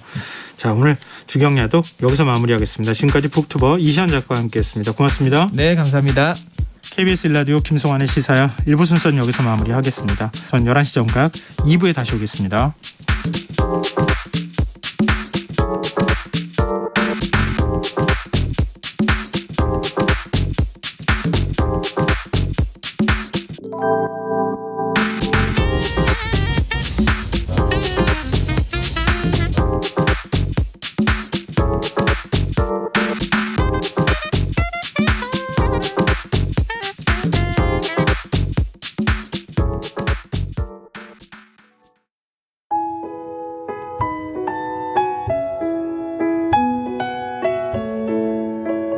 경제적인 어려움에 처한 위기 가정들이 늘고 있습니다. 복지 사각지대에 처해 있는 가정들을 미리 찾아서 지원하고 위기로부터 구하는 일이 시급한데요. KBS 강태원 복지재단은 전국의 복지관과 연대해 복지 사각지대에 있는 위기 가정들을 찾아서 지원하는 운동을 시작합니다. 생활고로 인해 소중한 생명과 가정이 파탄나는 비극이 다시는 일어나지 않도록 이 일에 함께해 주십시오. 지역 복지 전문가로서 누구보다 위기 가정을 잘 찾아낼 수 있는 복지관과 관계자 여러분들의 많은 참여를 기다리고 있습니다. 지금 바로 KBS 강태원 복지재단 홈페이지에서 신청해 주세요. KBS 강태원 복지재단.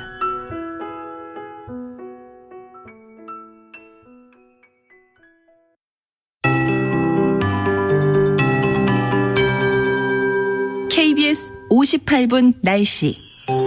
내일은 전국이 대체로 맑겠고 충남권과 전라권, 제주도는 가끔 구름 많겠습니다.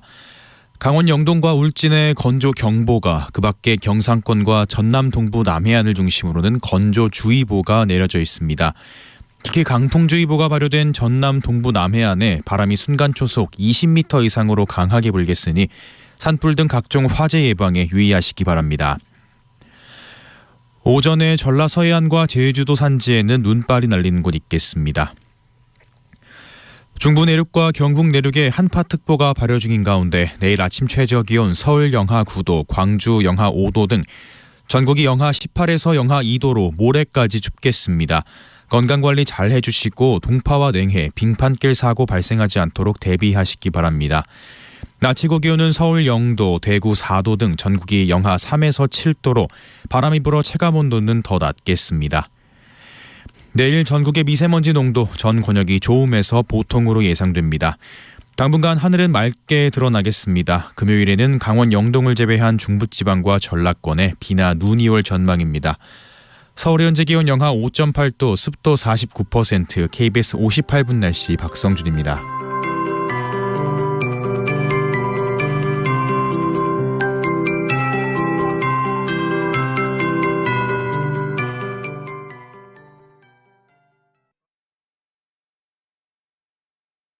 정성을 다하는 국민의 방송 KBS가 11시를 알려드립니다. AM 711kHz, FM 97.3MHz, KBS 1라디오입니다. HLKA.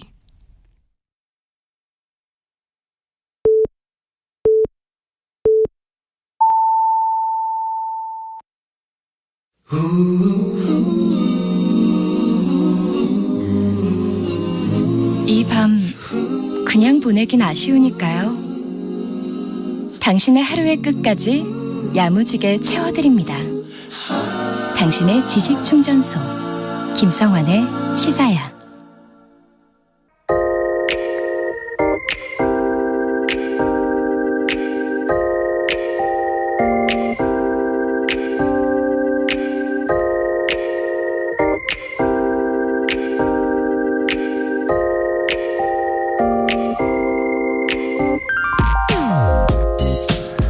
늘 새해를 맞이할 때마다 도대체 시간이란 무엇인가 생각해보곤 합니다.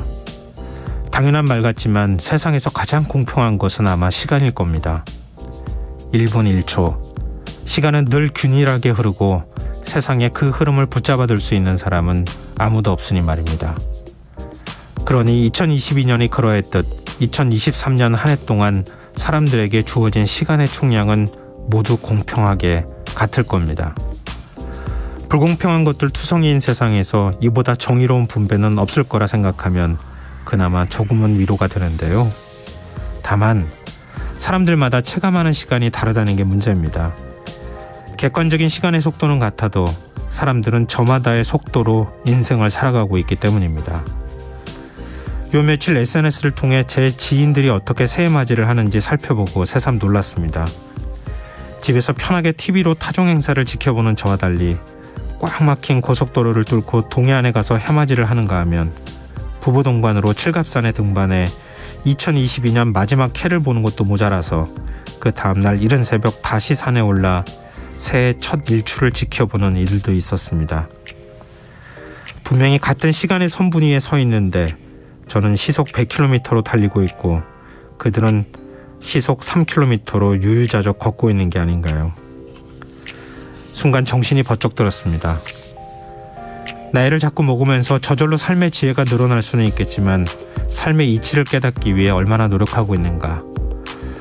혹시 허둥지둥하며 허송세월을 보내고 있는 건 아닌가 자문자답하며 조금은 부끄러워졌습니다. 2023년은 그 어느 때보다 힘든 한 해가 될 것 같습니다.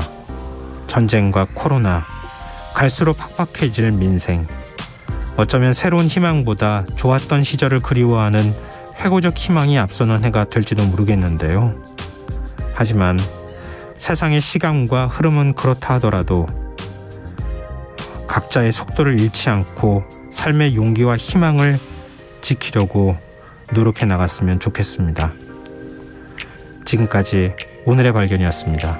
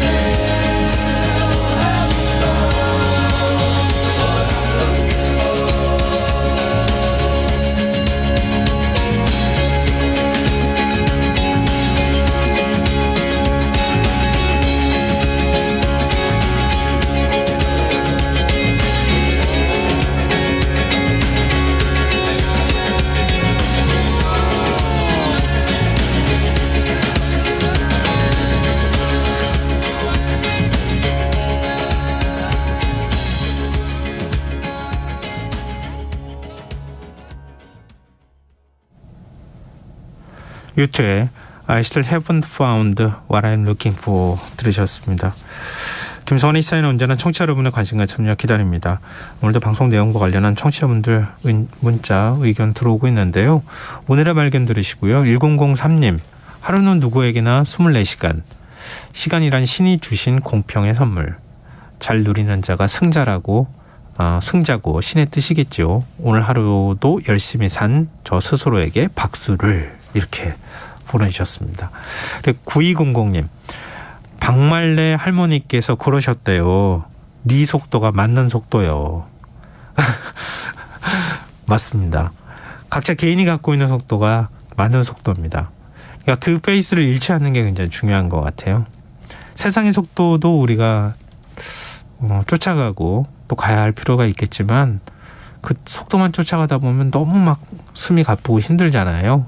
그러니까 각자 개인한테 맞는 적절한 속도를 찾는 게 매우 중요하지 않을까 그런 생각이 듭니다. 더군다나 올해는 굉장히 힘든 한 해가 될 것 같거든요.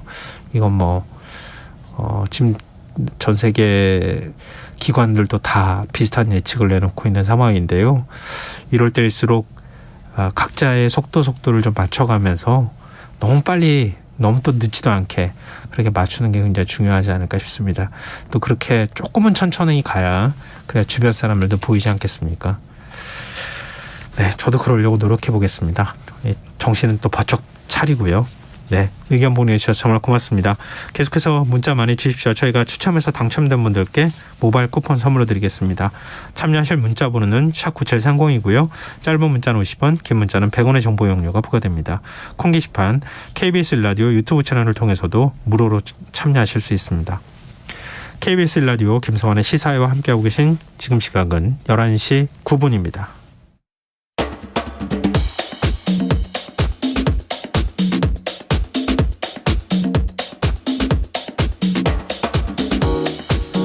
오늘 일어난 세상 곳곳의 소식들 당일 배송으로 전해드립니다. 밤참 뉴스 이영경 뉴스캐스터 나와 계십니다.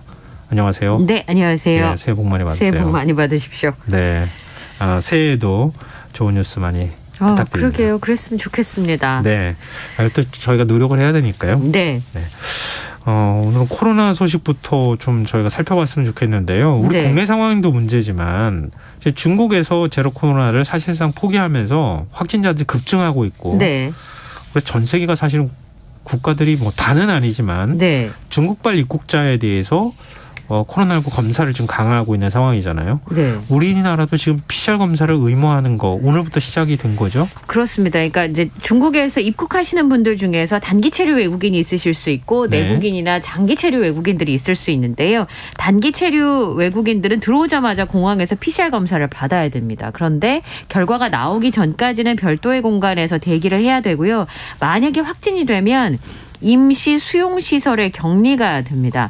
그리고 이제 반대로 내국인이나 오랫동안 거주하게 되는 장기 체류하게 되는 외국인들의 경우에는 예. 입국 하루 안에 거주지 보건소에서 검사를 받은 다음에 예. 결과가 나올 때까지 자택에서 기다려야 됩니다. 그리고 이달 말까지는 중국 내 공관을 통한 단기 비자 발급도 제한이 되는 상황인데요. 우리나라 입장에서만 보자면 예. 그렇게 안 할 수가 없는 상황입니다. 왜냐하면 최근에 해외 입 확진자 가운데 중국발 입국자의 비중이 굉장히 많이 늘었어요. 예. 최근에 2달 사이에 16배가 급증을 한 상황이거든요. 그러니까 이제 우리가 실내 마스크 의무 해제 얘기까지 나왔었잖아요. 네. 그러니까 일상으로 돌아가는 데 있어서 마지막 고비가 아마 이 중국발 확산이 되지 않겠냐. 전문가들은 그렇게 예측을 하고 있는데요. 최근에 짧은 시간 안에 중국에서 이제 폭증을 하는 그런 상황인데 하루에 한 1,100명? 네. 예, 그 정도 들어온다고 하네요. 네. 그러니까 지금 오늘 입국자가 1,000여 명 정도 됐는데 단기 체류 외국인들이 공항에 마련된 검사센터에서 PCR 검사를 5시 기준으로 208명이 검사를 받았어요. 네. 근데 그 가운데 13명이 양성 판정을 받아가지고 격리시설로 옮겨진 그런 상황입니다. 근데 지금 방역 조치를 취하고는 있지만 네. 오늘 이제 저도 기사를 통해서 봤지만 군까지 동원이 되고 있는 상황이더라고요. 근데 좀 현장에서는 다시 우리가 시행을 하고 있다 이렇게 봐야 되겠죠. 예전에 우리가 다 하긴 했었는데 네. 한동안 안 하다가 이제 다시 하는 거잖아요. 좀 혼선이 좀 있었던 모양이에요. 네, 그렇습니다. 그리고 이제 그 예정이 출장 예정이 오래전에 잡힌 경우들도 많이 있잖아요. 네. 근데 정책이 갑자기 바뀌면서 사실 들어오시는 분들은 불편을 감수해야 되는 경우들이 좀 있습니다.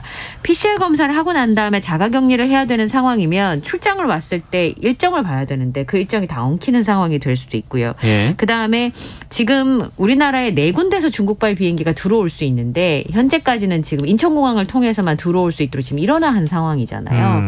그래서 모든 사람 중국에서 항공편이나 배편으로 입국하는 모든 사람에게 PCR 검사가 의무화되면서 인천공항이 지금 굉장히 크고 작은 혼란들이 벌어지고 있습니다. 예. 우선은 이 붉은 명찰을 단 외국인들이 들어오는데 중국 진안에서 입국한 단기 체류 외국인들이에요. 그래서 당국에서 중국발 단기 체류 외국인들을 이제 구분을 해야 되니까 붉은색 명찰을 나눠줬었는데 갑자기 이제 현장에서 이런 일이 벌어지니까 혼선이 좀 있기도 했었고 또 싱가포르발 비행기를 타고 인천공항에 도착한 외국인의 경우에도 줄 잘못 써가지고 붉은 명찰 가지고 들어오는 바람에 나중에 군인 설명을 듣고 귀가하는 일들이 생기기도 했었습니다. 막 뒤섞여가지고 들어오니까. 네. 그리고 이제 사실은 중국발인데 뭐 마카오나 홍콩이나 싱가포르나 거기는 어떻게 되는 거야? 이제 이렇게 생각하시는 분들이 있으실 수 있으니까 이런 일들이 생길 수 있고요.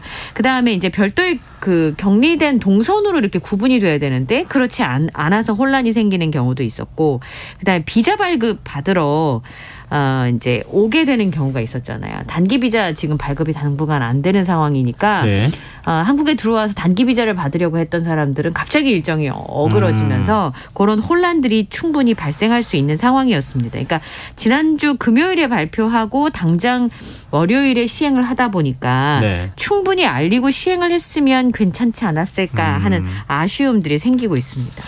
또 상황이 좀 다급해진 측면도 있으니까 그런 것도 있지만 하여튼 어쨌든 양쪽 다 준비하기에는 조금 좀 촉박한 시간이었다 이렇게 봐야 될 것 같은데, 근데 아까 이제 입국자들이 섞인다고 말씀하셨는데 중국이 뭐 중국 본토에 있는 국민만 국민이 아니고 지금 홍콩도 중국이고 마카오도 중국 아니에요? 네, 그러니까요. 홍콩하고 마카오 입국자는 어떻게 되는 겁니까? 들어올 때 똑같은 조치를 취하는 겁니까? 근데 이번에는 홍콩이랑 마카오발 입국자가 빠져 있습니다. 빠져 있어요? 예, 그래서 이렇게 하면 사실 방역에 구멍이 뚫리는 거 아니냐라는 우려들이 나오고 있는데요. 미국이나 캐나다와 같은 다른 국가들은 홍콩이나 마카오에서 입국하는 승객에 대해서도 중국 본토에 입국하는 승객들처럼 강력한 방역 조치를 지금 시행을 하고 있는데, 질병관리청의 설명을 들어보면 최근에 넉 달 동안 중국에서 들어오는 사람, 홍콩에서 들어오는 사람 중에서 확진자를 비교해 보니까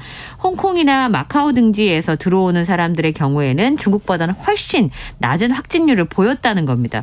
그래서 이번에는 그 조치를 취하지 않았지만 질병관리청의 설명으로는 앞으로는 쭉 모니터를 해서 만약에 홍콩이나 마카오 지역 같은 경우에도 추가적인 방역 조치가 필요하다라고 판단한다면 그렇게 할 수 있겠다라고 설명을 하고 있는 상황이고요. 지금은 면밀하게 감시하고 있다. 이 정도로 표현을 해야 될 것 같습니다. 그리고 홍콩이나 마카오발 승객들이 방역 조치에서 빠진 것 때문에 방역에 구멍이 생기지 않겠냐라는 우려에 대해서는 조금이라도 리스크가 생기면 그에 응당한 조치를 취하겠다. 이 정도로 설명을 했어요. 네. 좀 상황 좀 지켜보고요. 지금 이제 대외 변수가 생겼다 이렇게 또 봐야 될 것 같은데. 그렇죠. 우리 국내적 변수도 사실은 있어요. 왜냐하면 마스크 실내 착용 의무화 해제하기 위해서는 계량 백신 접종률이 올라가야 된다. 그 하나의 조건으로 제시했던 거잖아요. 50%. 정부가. 근데 지금 65세 이상 계량 백신 접종률이 상당히 저조하다고 해요. 좀 접종률을 끌어올리기 위해서 인센티브를 좀 더 줘야 된다. 이런 의견이 나온다고요? 여러 가지 아이디어들이 나오고 있습니다. 오늘 정례 브리핑에서 보니까 60세 이상의 고령자 계량 백신 접종률이 오늘부로 31.1%입니다. 그러니까 원래 질병관리청의 목표는 50%잖아요. 세부적으로 좀 보면 80세 이상의 분들은 많이 맞으셨어요. 그래도 상대적으로 40.5%, 70대도 40.1%인데 60대 접종률이 23.6%로 매우 낮은 상황입니다. 그러다 보니까 개량 백신 접종률이 독감 백신 접종률보다도 못하다. 이런 그러네요. 점을 지적을 하고 있는데요. 예. 정기석 위원장이 만 65세 이상의 독감 예방 접종률은 80%가 넘는데 개량 백신은 65세 이상의 경우에 36.8%밖에 안 되는데 독감보다 훨씬 더 아프고 더 오래 가고 더 치명률이 높은 코로나19 백신을 맞지 않는 이유를 맞지 않아야 될 이유가 없다라고 하는 겁니다. 예. 그래서 이게 예방접종의 필요성을 설명하거나 행정적인 지원이 좀 미흡한 거 아니었나 이렇게 원인을 분석하고 있는데요. 이상 반응에 대한 부작용들에 대해서 이제 우려하시는 분들이 많으니까 그 네. 부분에 대해서 정부에서 좀 적극적으로 설명을 하고 국가 책임에 대해서도 홍보하고 안내하고 하는 것들을 강화해 줬으면 좋겠다라는 것과 함께 아이디어 차원에서 이런 얘기를 했어요. 우리나라에서 헌혈처럼 예방접종을 할 때 상품권 등을 지급해서 좀 비용이 발생하더라도 국민들의 면역력을 키울 수 있도록 좀 고민을 해보면 어떻겠냐라는 아이디어를 냈는데요. 예. 지난번에 왜 고궁입장 할 때 할인해 주는 거 지자체에서 백신 맞으면 네. 얘기했었는데 정기석 위원장의 설명은 이 추운 날씨에 고궁에 갈 만한 어르신들이 얼마나 되시겠냐는 거죠. 차라리 문화상품권을 5,000원이든 10,000원이든 지급을 하면 지금보다는 좀 더 관심을 갖지 않겠냐. 그래서 그렇게 해서라도 접종률을 높이는 것이 필요하다라고 설명을 했고요. 또 하나는 굉장히 강한 어투로 얘기한 게 뭐냐면 지금 이제 중증의 경우에는 의료 혜택을 무료로 제공을 하고 있잖아요. 국가에서. 네. 그런데 백신도 안 맞았는데 백신을 맞지 않았는데 중증화로 갔다. 예. 그러면 횡단보도가 있는데 횡단보도를 안 건너고 무단횡단을 하다가 교통사고 난 거와 같다라고 생각하신다는 거예요. 정기석 위원장의 예. 설명은. 그러니까 백신을 맞는다든지 하는 그런 절차를 거치지 않고 그럼에도 불구하고 문제가 생겼을 때 끝까지 과연 국가에서 책임을 져줘야 하는 것이냐. 이런 의문을 제기하기도 했습니다. 65세 이상 고령층에 백신 접종 안 맞았다고 해서 치료비 다 당신이 부담하시오. 이건 너무 가혹한 것 같은데 네. 정부가 정말 홍보를 얼마나 열심히 했는가 이거 좀 한번 좀 되짚어봐야 그렇죠. 될 부분들이 있을 것 같아요. 네. 물론 이제 그동안에 접종 횟수가 계속 많아지고 많아지니까 있으니까. 좀 피로감도 어느 정도 있고 그렇죠. 예. 안 맞아도 뭐 지금까지 잘 맞는데라고 하는 인식도 좀 생겨난 거 아닌가 네. 이런 생각이 드는데 65세 이상의 경우에는 치명률이 굉장히 높잖아요. 그리고 제 주변에 재감염되신 분이 되게 많아요. 네. 그러니까 그게 더 문제인 것 같은 게 한 번 걸리면 괜찮을 거라고 하는 마음이 좀 있잖아요. 네. 그런데 실제로 제가 체감하기로는 재감염이 상당히 높아요. 계속 변종이 네, 생겨나고 생기니까. 네. 그런 측면이 좀 있는데 그래도 우리가 그동안에 계속 강조해서 말씀드렸던 게 그 부분이잖아요. 위중증으로 가는 것은 막아준다. 그러니까요. 이거잖아요. 예. 그러니까 감염이 된다 하더라도 최소한 백신을 접종하면 위중증으로 가는 것은 상당 부분 막아주기 때문에 그렇죠. 예. 그리고 면역을 획득했다 하더라도 면역이 떨어질 즈음에는 개량 백신을 접종을 하시는 게 맞는 것 같아요. 제가 봤을 때. 지금 접종률이 36.8%밖에 안 된다고 합니다. 그러니까요. 그러니까 자신의 건강을 스스로 일단 챙기는 게 제일 중요하지 않겠습니까? 네, 그럼요. 꼭 문화상품권 나눠줘야지 백신 접종하는 그렇게 하는 건 아닌 것 같고요. 네. 물론 그런 인센티브도 적극적으로 고려해야 되겠지만 네. 각자 개인의 건강을 위해서라도 꼭 백신 접종을 조금 고령층인 경우에 맞으셨으면 좋겠습니다. 그렇습니다. 자, 다음 뉴스로 넘어가겠습니다. 택시기사와 동거녀를 살해한 혐의로 구속된 이기영이 좀 우발적 범행이었다 이렇게 주장을 하고 있다고요. 네. 그러니까 지금 수사를 하고 있는 쪽에서는 강도 살인 혐의를 생각을 하고 있거든요. 네. 왜냐하면 최하 무기징역에서 사형까지 처할 수 있는 그런 상황인데 여러 가지 측면을 봤을 때 돈 때문에 혹시 살인을 한 것은 아닌가라는 의심을 지금 하고 있는 겁니다. 그런데 동거녀와 택시기사를 살해하고 시신을 유기한 이기영의 경우에는 강도 살인 혐의를 지금 전면 부인하고 있는 상황인데요.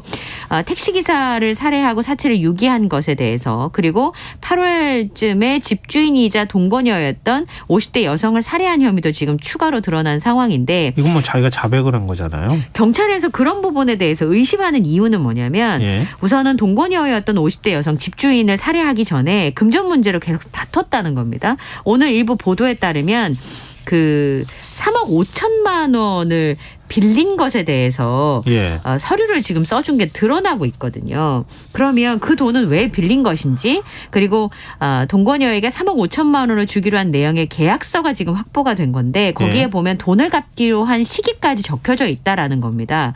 그러면 이 억대 금액을 왜 주기로 했는지 이유를 파악 중이라고 설명을 했고 경찰에서는 이 계약서가 함께 살던 동거녀를 살해한 동기와 연관되어 있는지 이에 대해서 의심을 하고 있는 겁니다. 그다음에 택시기사를 살해하고 나서도 그 명의의 신용대출을 받아서 마구 쓴 점을 봤을 때 강도살인 혐의 적용을 검토하고 있는 상황이고요. 이 집주인 50대 여성을 살해하기 전에도 부동산하고 신용대출을 통해서 재산을 편취해서 마구 썼다라는 부분에 의해서 의심을 하고 있는 상황인데요. 실제로 직업이 없었던 것으로 알려지고 있잖아요. 네. 그러다 보니까 경제적인 문제가 살인의 동기가 되었는지를 검토하고 있는데 범인은 완강하게 부인하면서 우발적 범행이었다고 주장하고 있습니다. 지금 음주 전력이 여러 차례 있었고 여러 차례 있었죠. 이번에도 술을 마신 상태에서 택시하고 같이 사고가 난 거잖아요. 예, 그래서 이제 그걸 감추기 위해서 그랬던 거 아니냐 뭐 이런 얘기도 나오는데 너무 네. 짧은 시간이면 한 5살 정도 사이에 뭐 5천만 원인가 얼마를 또 돈을 썼다는 거잖아요. 네, 그러니까요. 택시기사 카드나 이런 걸로. 네. 이게 참 사실 숨진 분들이 뭐라고 얘기를 할 수는 없는 상황이고 그래서. 증거로 말을 해야 되는데 네. 좀 답답한 상황이네요. 근데 지금 경찰 수사 과정에서 이기영이 자신의 범행과 관련해서 부모와 가족에게 알려지지 않았으면 좋겠다 뭐 이렇게 얘기를 했습니까? 네. 그 파주 지역에서 토박이로 살았던 것으로 알려지고 있는데요. 네. 그래서 부모와 가족에게 자신의 범행이 알려지는 것을 꺼리는 것으로 확인이 됐습니다. 수사 과정에서 여러 번 부모님에게 자신의 범행을 자세히 알리지 말아달라 이렇게 당부하면서 혐의를 부인한 것으로 전해지고 있습니다. 근데 지금 사이코패스 검사를 했는데 네네. 거기에 대해서 이번 주 초에 결과가 나올 것으로 보이거든요. 그런 의심을 하는 이유 중에 하나가 택시기사를 살해하고 나서도 술을 마시고 거리를 배회했고 크리스마스 날인 25일에는 낯선 남성들에게 접근해서 돈을 주면 살인할 수 있느냐라고 하면서 공공연하게 살인을 입에 담고 허세를 펼친 것으로 알려지고 있고요.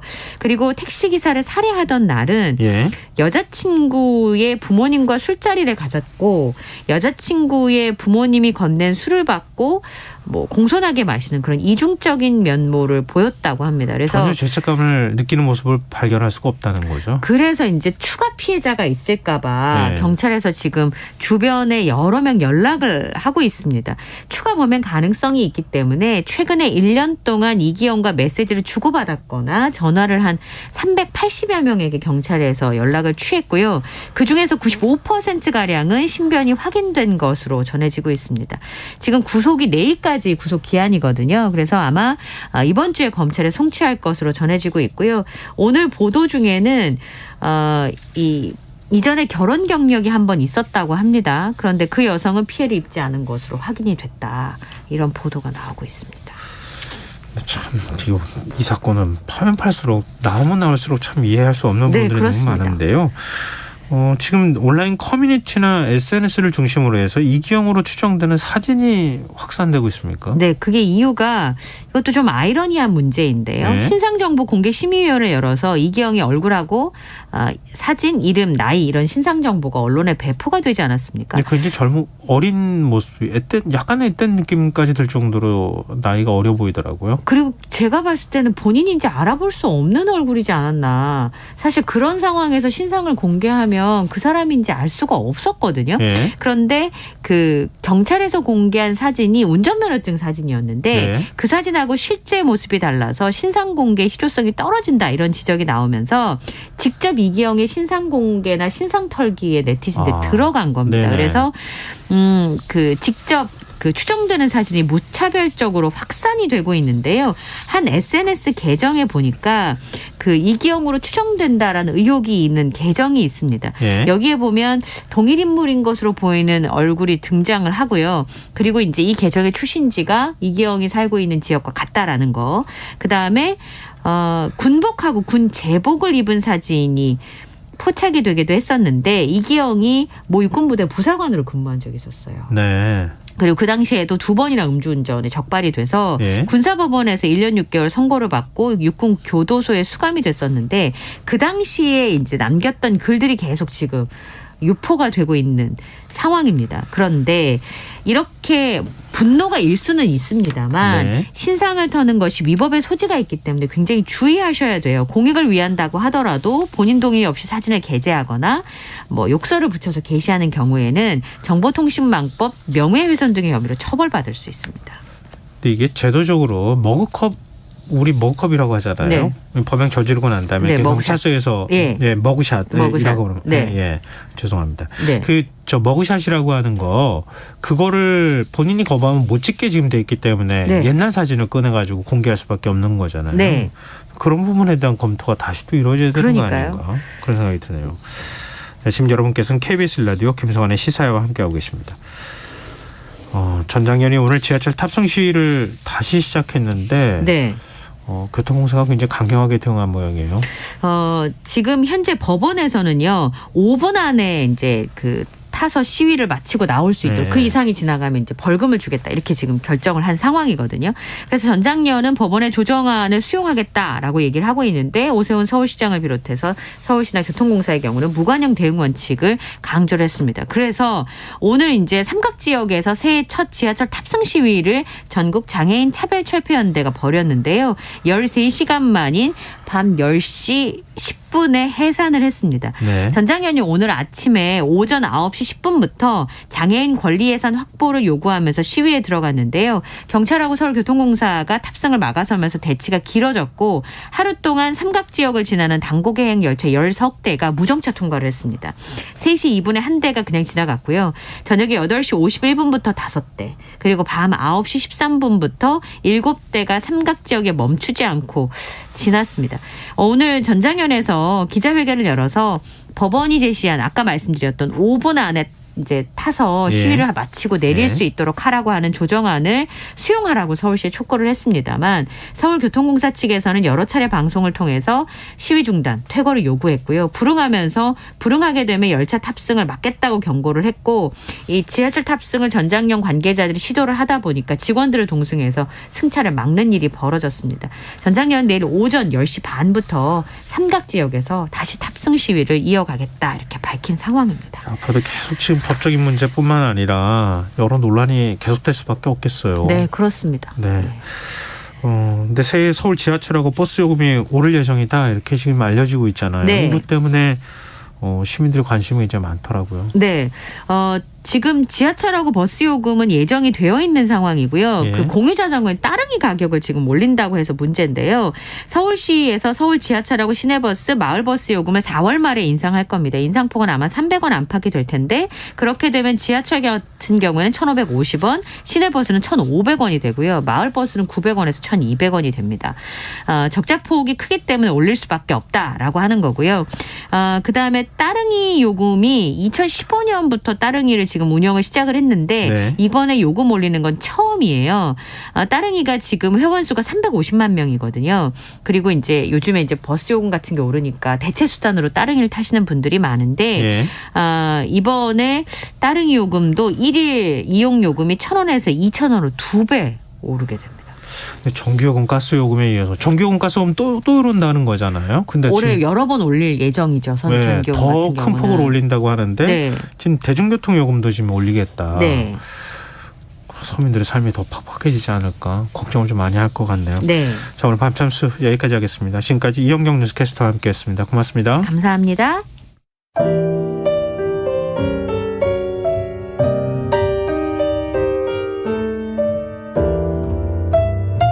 내일의 품격 김성환의 시사야에서 챙겨가세요. 하루를 마무리하는 시간 꺼내보는 당신의 지식 창고 KBS 1라디오 김성환의 시사야.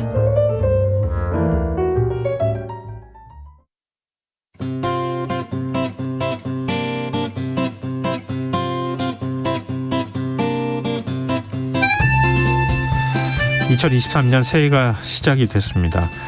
그렇지만 작년엔 2월부터 시작한 우크라이나 전쟁으로 세계 경제에 큰 주름살이 가기도 했는데요. 그럼 2023년은 과연 어떤 한 해가 될 수 있을까요? 세계이면 오늘은 올 한 해 국제사회에서는 어떤 일들이 펼쳐질지 살펴보는 시간 마련했습니다. 외신캐스터 전지현 씨 나와 계십니다. 안녕하세요. 네, 안녕하세요. 네, 새해 복 많이 받으세요. 새해 복 많이 받으시기 바랍니다. 네. 국제뉴스 얘기를 하다 보면 네. 걱정거리를 너무 많이 말씀드릴 것 같아서 네. 벌써부터 안 들어도 지금 걱정이 좀 되는 상황인데요. 작년에는 우크라이나 전쟁 한 해 네. 그거 하나 때문에라도 전 세계가 그러니까요. 고통받았던 해였던 것 같아요. 네, 심지어 한 해 내내 끝나지도 않았잖아요. 그러네요. 네, 그러니까요. 그래서 앞으로 올해도 계속될 거니까. 그러니까요. 올해도 네. 언제까지 이게 지속이 될 거냐를 두고 얘기가 굉장히 많이 나오고 있는데 심지어 상반기까지도 계속될 수 있다 이런 얘기도 상반기. 제가 봤거든요. 상반기만 해도 그나마 다행인 거죠. 다행이니까 생각이 네. 드는데요. 자, 그러면은 우크라이나 전쟁은 계속되는 거니까 그건 일단 두고서라도 네네. 이 새첫날 브라질에서는 룰라 대통령이 세 번째 임기를 시작했어요. 그렇습니다. 네. 작년 10월에 이제 대선을 치렀는데요. 보우소나르 현 대통령을 누르고 룰라 브라질 대통령이 승리를 했죠. 현지 시각으로 1월 1일에 취임을 했습니다. 세 번째 임기가 되겠고요. 2003년에서 2010년까지 재임을 했었죠.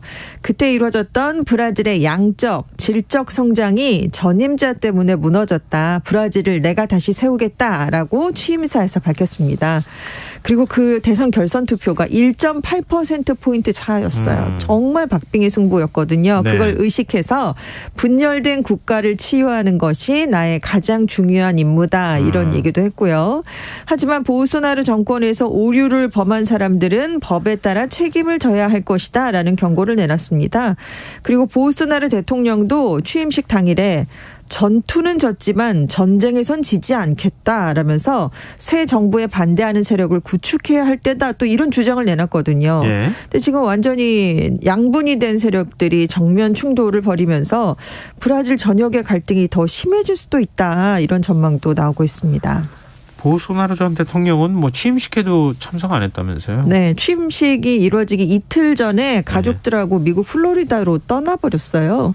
그래서 새 대통령 취임식에서 워낙 브라질에서는 전임 대통령이 후임 대통령에게 대통령의 권위를 상징하는 띠를 넘겨주는 그런 의식이 있습니다. 예. 근데 이제 가버렸으니까. 안 주겠다. 네, 그러니까 오랜 관행이 깨진 거죠. 이런 게 없어졌고 대선 결과를 취소하라라는 지지자들이 그런 주장을 계속 지금 하고 있어요. 지금도. 예. 그래서 이 취임식이 벌어진 날 상파울루나 리우데자네이루 같은 대도시에서 룰라 대통령을 지지하는 사람들은 축하 파티를 열었고요.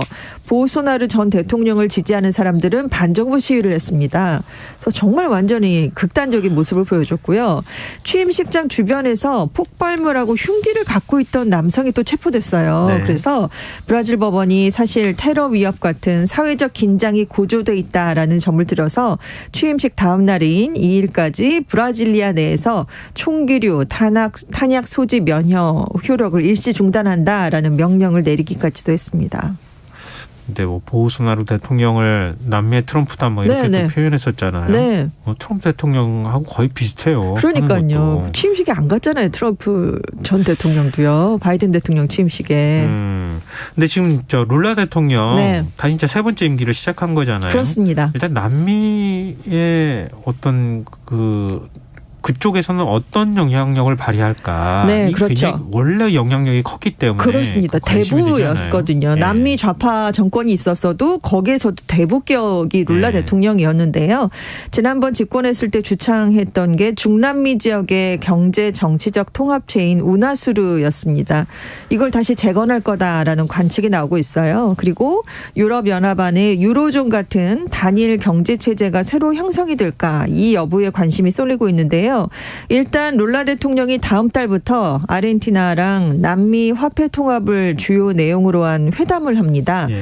화폐 통합을 계기로 1차 핑크타이드 당시에 창설됐던 이 경제 정치적 통합체 우나스루도 재건이 되지 않겠느냐 이렇게 기대되는데 왜냐하면 지난번 핑크타이드 때 우나스루가 창설이 되긴 했는데 그 이후에 이제 우파 정권들이 들어섰었잖아요 한동안. 네. 그래서 사실상 이게 유명무실해진 상태였기 때문입니다. 근데 지금 2차 핑크타이드가 이번에 형성이 됐기 때문에 지금 브라질의 주변 국가들도 이 우나수르를 재건하는데 긍정적인 입장인 것으로 알려지고 있습니다. 자, 이제 발칸반도 쪽 그쪽으로 한번 가볼까요? 네네. 크로아티아 올해부터 유로화를 도입했네요. 그렇습니다. 네. 1월 1일부터 유로화를 전격 도입했어요. 그리고 생겐 조약 EU 회원국 간의 자유로운 통행 규정에도 참여했습니다. 이 크로아티아가 유럽 연합에는 가입이 돼 있었어요. 네. 가입한 지 10년 만에 유로화를 도입한 건데 그래서 이제 유로화를 사용하는 유로존 회원국이 20개 국가로 늘어나게 됐습니다. 그리고 유로존 회원국이 추가된 게 2015년 리투아니아 이후 8년 만의 일이고요. 지금 자국 통화가 쿠나였습니다. 이제 유로로 바꿔서 이제 유로존에 들어가게 되는 건데 경제가 좀 강해지고 국민, 기업, 사회 전반도 혜택을 받을 수 있을 것이다라는 기대감도 있는데 네. 반면에 물가가 또 급격하게 오를 수 있다. 특히나 초반에는 좀 어려움을 겪을 수도 있다. 이런 얘기가 지금 나오고 있고요. 같은 날 이제 생겐 자유통행 지역에도 포함이 됐는데 이제 영내 국경을 통과할 때 여권 검사 같은 국경 통과 절차가 없어지게 되는 거죠. 그래서 이제 자유로운 인적 물적 이동이 이제 유럽 연합 안에서 이제 가능해지게 됐고요. 그래서 슬로베니아나 헝가리 국경, 이탈리아 항구에서의 검문 통제 때문에 좀 여행객들이 좀 답답해한 면이 있었거든요. 네네. 그게 좀 없어질 것으로 기대가 되고, 근데 이제 항공의 경우는 기술상의 문제가 있어서 3월 26일 이후에야 입국 심사가 면제가 됩니다. 근데 생겐 조약 가입국도 2011년에 리텐슈타인을 마지막으로 26개국에 계속 머물렀는데 이번에 크로아티아가 들어가면서 27개 국가로 늘어났습니다. 크로아티아 하면 또 축구 때문에 많은 분들한테 네. 여행도 많이 가시고요. 네, 네. 맞아요. 그럼 굉장히 아름답다고 얘기는 하잖아요. 근데 또 그 밑에 바로 세르비아 있는 쪽이 지금 분쟁에 다시 휩싸일 것 같다고 해서 걱정이 좀 많긴 네. 한데 좀 이런 분위기가 계속 그 지역에도 좀 퍼졌으면 좋겠다는 생각이 드네요. 자, 그럼 영국은 어떤지도 좀 살펴봤으면 좋겠는데요. 오는 5월에 찰스 3세 대관식이 치러질 예정이에요. 5월 6일입니다. 예. 웨스트민스터 대사원에서 이제 치러지게 되고요. 대관식이 이제 전통적으로 이제 군주가 새롭게 왕위에 오른 뒤에 이제 몇 달 후에 치러지는데 왜냐하면 준비할 게 너무 많아서 그래요. 엘리자베스 2세 여왕도 즉위한 지 14개월이 지난 1953년 6월이 돼서야 대관식을 치렀습니다. 찰스 3세가 벌써 지난달 16일에 즉위 100일을 맞았어요. 그래서 성탄절에 이제 즉위 후에 첫 번째 연말 첫 번째 성탄절을 맞아서 기념 연설을 했는데요. 아주 다양한 문화, 종교 행사 등에 대한 강조하는 그런 메시지를 많이 남겼고요. 사실 이제 여왕이 세상을 떠나면 왕실이 좀 위기를 맞지 않겠느냐 이런 예상이 있었죠. 그런데 지금 여론조사 유고부가 해봤더니 네. 찰스 3세에 대한 긍정 평가가 이렇게 63%가 많이 됐어요. 올라갔어요? 네, 아니 이게 떨어진 겁니다. 아, 떨어진 거예요? 네. 원래 찰스 3세에 대해서 영국 국민들의 안 인식이 좋았죠. 별로 안 좋았잖아요. 근데 이제 그 새롭게 왕이 바뀌면서 왜 그 환영하는 그런 분위기가 이제 조성이 되잖아요. 네. 새로운 왕에 대한 기대 그런 것 때문에 이제 조금 더 높았었는데 즉위 직후보다는 조금 떨어지긴 했지만 그래도 생각보다는 찰스 3세 인기가 없다더니 생각보다는 인기가 많네. 약간 이렇게 좀 긍정적인 반응이 높은 것으로 나타나고 있고요. 지난달 20일에는 영란은행이 찰스 3세의 초상화를 새긴 새로운 지폐 4종을 선보였습니다. 그리고 지난 8일에는 찰스 3세의 초상화가 새겨진 동전이 처음으로 일반에 유통되기 시작했습니다. 여러분 조금 더 빨리 왕위를 물려줘도 되지 않았겠나 네. 그런 생각도 좀 들긴 하네요. 근데 또 5월에는 태국에서 총선이 치러질 예정이라고요. 그렇습니다. 태국도 이 사회 갈등이 만만치 않잖아요. 네, 이제 탁신 전 총리를 지지하는 세력을 기반으로 하는 야당이 이게 푸아타이당인데요. 이번에 총선에서 승리해서 집권을 할 가능성이 크다. 이런 여론조사 결과가 계속 나오고 있습니다. 이 푸아타이당은 농민, 노동자를 주축으로 하는 그런 정당이에요. 근데 네.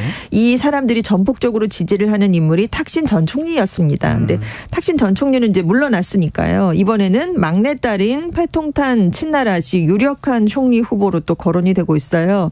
이 탁신 전 총리의 딸이 작년 전당대회를 통해서 정계에 입문을 했습니다. 근데 지금 현재 총리가 뿌라유 총리인데 네. 인기가 젊은 층 사이에서 점점 떨어지고 있어요. 그리고 이제 집권당이 친군부 정당입니다. 팔랑 프라차라당인데 이 여당에서 차기 후보로 내세울 만한 좀 결정적인 인물이 좀 없는 것으로 평가가 돼 있어서 탁신 전 총리의 딸이 지금 총리가 될 가능성이 높아지고 있습니다. 뭐 태국도 막 공항도 점거하고 뭐 이런 일도 네네. 있었고 쿠데타가 그렇죠. 일어나기도 하고 여러 이런 번 일들이 그런 일이 반복이 됐었죠. 요즘 또 동남아 쪽에 여행 가실 분들이 굉장히 많이 네, 계시기 네. 때문에 사회 혼란이 좀 없었으면 좋겠고요. 자, 그러면 그 다음에 6월에는 이집트가 행정수도를 이전합니까? 네, 카이로에서 동쪽으로 45km 정도 떨어진 사막지대에 지금 행정수도를 만들고 있습니다. 이 면적이 700제곱킬로미터 정도예요. 대형 도시인데요. 지금까지 한 우리 돈으로 38조 원 정도 그 이상도 지금 얘기가 나오고 있고요. 그 정도가 들어갔는데 6월까지는 완공이 될 예정입니다. 그래서 대통령궁, 정부 부처, 국회, 외교공간 같은 주요 시설들이 이제 들어서게 되는데요. 왜 이제 행정수도를 바꾸게 되냐면 지금 카이로가 지금 이집트 인구 1억 명 가운데 2천만 명이나 몰려서 살고 있습니다. 그런데 문제는 도로나 상하수도 같은 인프라가 제대로 갖춰지지 않았다는 점이에요. 그래서 교통체증, 대기오염, 주거시설 부족 굉장히 부작용이 갈수록 심각해지고 있습니다. 그래서 새로운 도시가 완성되면 한 500만 명이 넘는 인구가 거주할 것으로 지금 예상이 되고 있는데 이곳에서 이집트가 아프리카 최초로 하계 올림픽 유치에 도전을 합니다.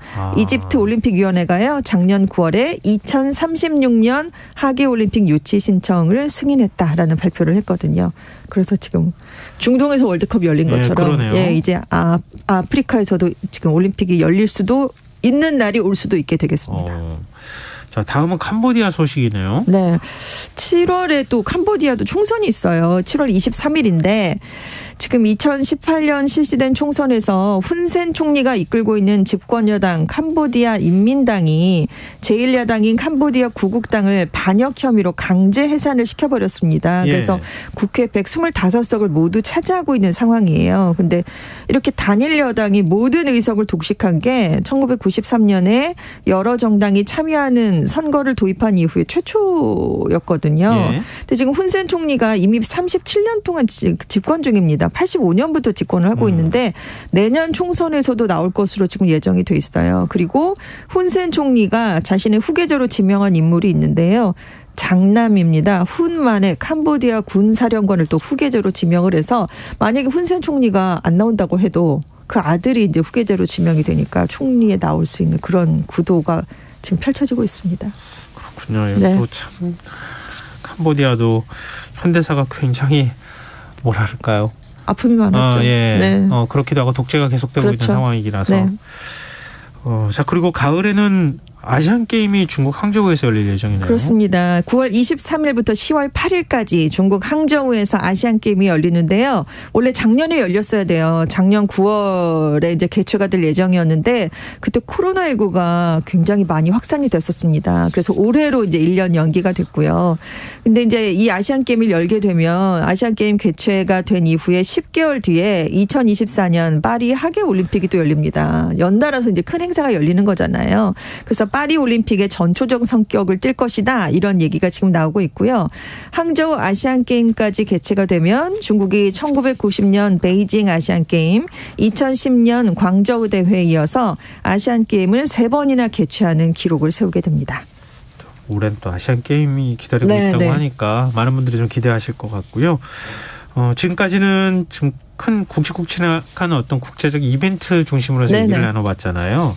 이제 조금 더 국가에 좀 가까이 가서 좀 얘기를 나눴으면 좋겠는데 그동안에 이제 베네수엘라 얘기 한동안 상황이 내정이 굉장히 불안하다 이래서 많이 관심이 있었는데 소식이 뜸했었거든요. 그런데 지금 이 체제가 끝나게 된다고요? 그렇습니다. 베네수엘라 의회가 작년 12월 30일자로 한 지붕 두 대통령 체제를 마감하겠다라는 결정을 내렸습니다. 그래서 사실 이게 무슨 얘기냐면 2019년 1월부터 후안 과이도 임시 대통령이 또 있었거든요. 마두로 대통령 말고. 그래서 올해부터는 이제 이 임시 대통령은 없어지고 마두로 대통령 정부만 남게 됐다는 그런 의미입니다. 그런데 왜 베네수엘라에서 이런 일이 벌어졌었냐? 2018년에 대선을 했거든요. 그때 마두로 대통령이 연임에 성공을 했습니다. 그때 야권 지도자가 과이도 임시 대통령이었는데 부정선거에 따른 결과다. 나는 대통령을 인정하지 않겠다. 그러면서 2019년 1월에 자신이 임시 대통령을 맡겠다라고 선언을 했는데 그때 의회가 여소야대였기 때문에 좀 가능한 상황이었고요. 그래서 이제 이 과이도가 내가 임시 대통령이 되겠다라고 하니까 마두로 대통령 연임에 반대했던 미국을 비롯한 60여 개 국가가 곧바로 이 임시 대통령 과이도를 베네수엘라의 지도자다라고 인정을 했습니다. 그래서 이제 전국이 혼란에 빠지게 된 거예요. 대통령이 둘이 돼버린 셈이니까요. 근데 2019년 4월에 이 야권에서 임시 대통령 측에서 군사 봉기 시도를 했는데 실패했습니다. 이제 그러니까 이제 야권이 좀 분열이 되기 시작했어요. 예. 그리고 2020년 총선이 있었는데 마두로 대통령이 이끄는 여당의 이 야당 측이 굉장히 참패를 했습니다. 그래서 결국 과이도 임시 대통령이 야당과 대중에게 신뢰를 잃으면서 야권에서도 이제는 두 대통령 체제를 좀 끝내야 된다라는 목소리가 높아지게 된 거예요. 그리고 이제 중남미 주요국과 이제 좌파 정권이 들어서면서 이 과이도 임시 대통령에게 좀 큰 부담이 됐습니다. 그래서 결국 과이도가 불명예 퇴진을 하게 됐습니다. 근데 베네수엘라는 전 세계 중진류로 따지면은 뭐 한 세계 2위 정도 산유국이다 이렇게 봐도 되잖아요. 그렇습니다. 엄청난 매장량을 갖고 있죠. 국제유가에는 죄송합니다. 국제유가에는 영향이 없을까요? 영향이 있을 것 같습니다. 그 미국 싱크탱크인 애틀랜틱 카운슬이라는 곳이 올해 가장 발생할 가능성이 큰 기회 요인으로 2019년 이후 미국의 제재를 받아왔던 베네수엘라산 원유가 시장에 복귀할 수 있다라는 점을 꼽았기 때문인데요. 세계 석유 매장량의 20%를 갖고 있습니다. 그런데 이제 이렇게 많이 갖고 있는데 베네수엘라가 국제 원유 시장에 돌아오게 되면 지금 우크라이나 전쟁으로 이제 유가가 많이 요동을 치고 있잖아요. 그걸 좀 안정시키는 데 도움이 될 것으로 전망이 되고 있고 일단 미국 정부가 우크라이나 전쟁 뒤에 유가가 좀 오르니까 이 마두로 정권을 제재하기 위해서 금지했었던 미국 정유사 쉐브론의 베네수엘라 원유 생산을 작년 11월 말에 조건부로 승인을 하는 조치를 내렸습니다. 그리고 이제 베네수엘라에서 두 대통령 체제가 끝났으니까 이제 혼란이 좀 잠재워지게 되고 투자가 이제 다시 시작이 되면 베네수엘라가 세계 원유 시장에 새로운 공급원이 되지 않겠느냐 이런 예상이 나오고 있습니다. 죄송합니다. 제가 갑자기 목이 잠겨가지고 바티칸에서는 소위 2명의 교황 체제가 막을 내리죠. 네, 사실 엄밀하게 말하면 교황이 2명인 건 아니고 명예 교황이 1명 있었고 현직 교황이 1명이 있었던 거죠. 작년 12월 31일에 베네딕토 16세 전 교황, 그러니까 명예 교황이 선종을 했습니다. 이 장례 미사가 이제 5일에 프란치스코 교황의 집전하에 거행이 되는데요. 지금 2일부터 바티칸 성 베드로 대성전에 베네딕토 16세 전 교황의 시신이 안치가 돼서 사흘 동안 일반에 공개가 됩니다. 근데 사실 왜 이런 또 체제가 좀 나오게 됐냐면 원래 교황이 종신직이잖아요. 그렇죠. 생전에 물러나는 경우가 거의 없습니다. 그런데 베네딕토 16세는 건강이 좋지 않다라는 이유로 즉위한 지 8년 만인 2013년에 스스로 물러났어요. 이게 598년 만의 일이었습니다. 그리고 이제 그 뒤에 나는 명예 교황이다 이렇게 얘기를 하고 지내왔는데요. 그러니까 당연히 이런 일이 굉장히 드물기 때문에 그런 명예 교황에 대해서 장례 절차를 어떻게 해야 되느냐. 지금 이것 때문에 고민이 좀 깊은데 결국 현직 교황에게 적용되는 절차를 참고하되 많은 부분은 좀 생략이 될 가능성이 높은 것으로 지금 관측이 되고 있고 고인이 간소한 장례를 원했답니다. 그래서 워낙은 각국 사절이 많이 오거든요. 그런데 이번에는 바티칸이 있는 이탈리아 그리고 베네딕토 16세의 모국인 독일 대표단만 오기로 지금 결정이 됐습니다. 그래서 이제 그 장례 미사가 끝나면 베네딕토 16세 전 교황은 전임 교황들이 많이 묻혀 있는 성 베드로 성당 지하 묘지에 안장이 될 예정입니다.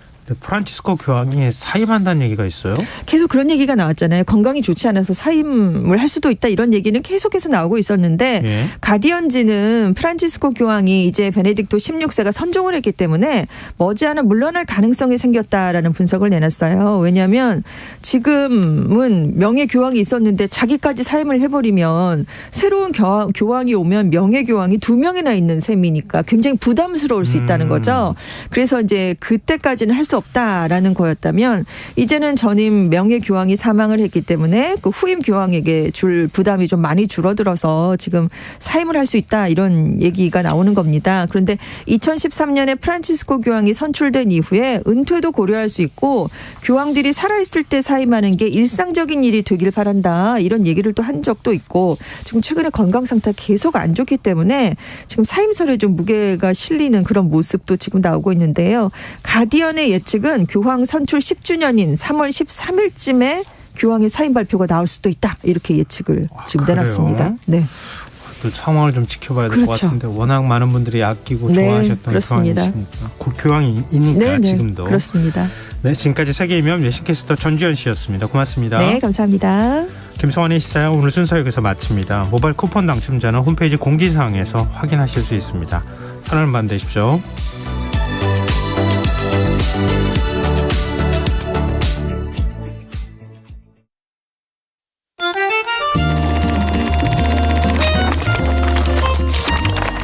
이다혜의 영화관, 정여울의 도서관.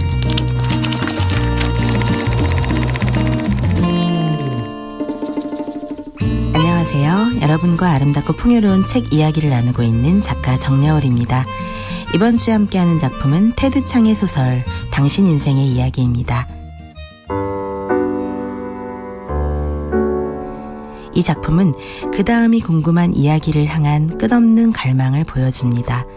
아픈 결말까지 다 알고 있지만 지금 기쁘게 사랑해야 할 이유를 이야기하는 소설이기도 합니다. 미리 알면 재미없지. 사람들은 스토리를 알면 재미없다며 스포일러를 극도로 경계하지요. 하지만 어떤 사람들은 느긋한 표정으로 말합니다. 스토리보다는 디테일이지. 스토리를 다 알아도 보고 또 봐도 멋진 작품이 있어. 저 또한 그렇습니다. 스토리를 다 안다 하더라도 여전히 아름다운 이야기들이 좋습니다. 그런 이야기들은 뜻밖의 반전이나 스릴과 서스펜스가 없더라도 보고 또 보고 싶어지지요. 그렇다면 이런 질문도 가능합니다. 만일 내 삶의 줄거리를 모조리 안다 해도, 내 죽음의 정확한 시간과 장면까지 다 안다 해도 다시 그 모든 것을 처음부터 똑같이 반복할 수 있을까요? 당신이 언제 어떻게 고통스럽게 죽게 될지 미리 안다 해도 나는 당신을 사랑할 수 있을까요?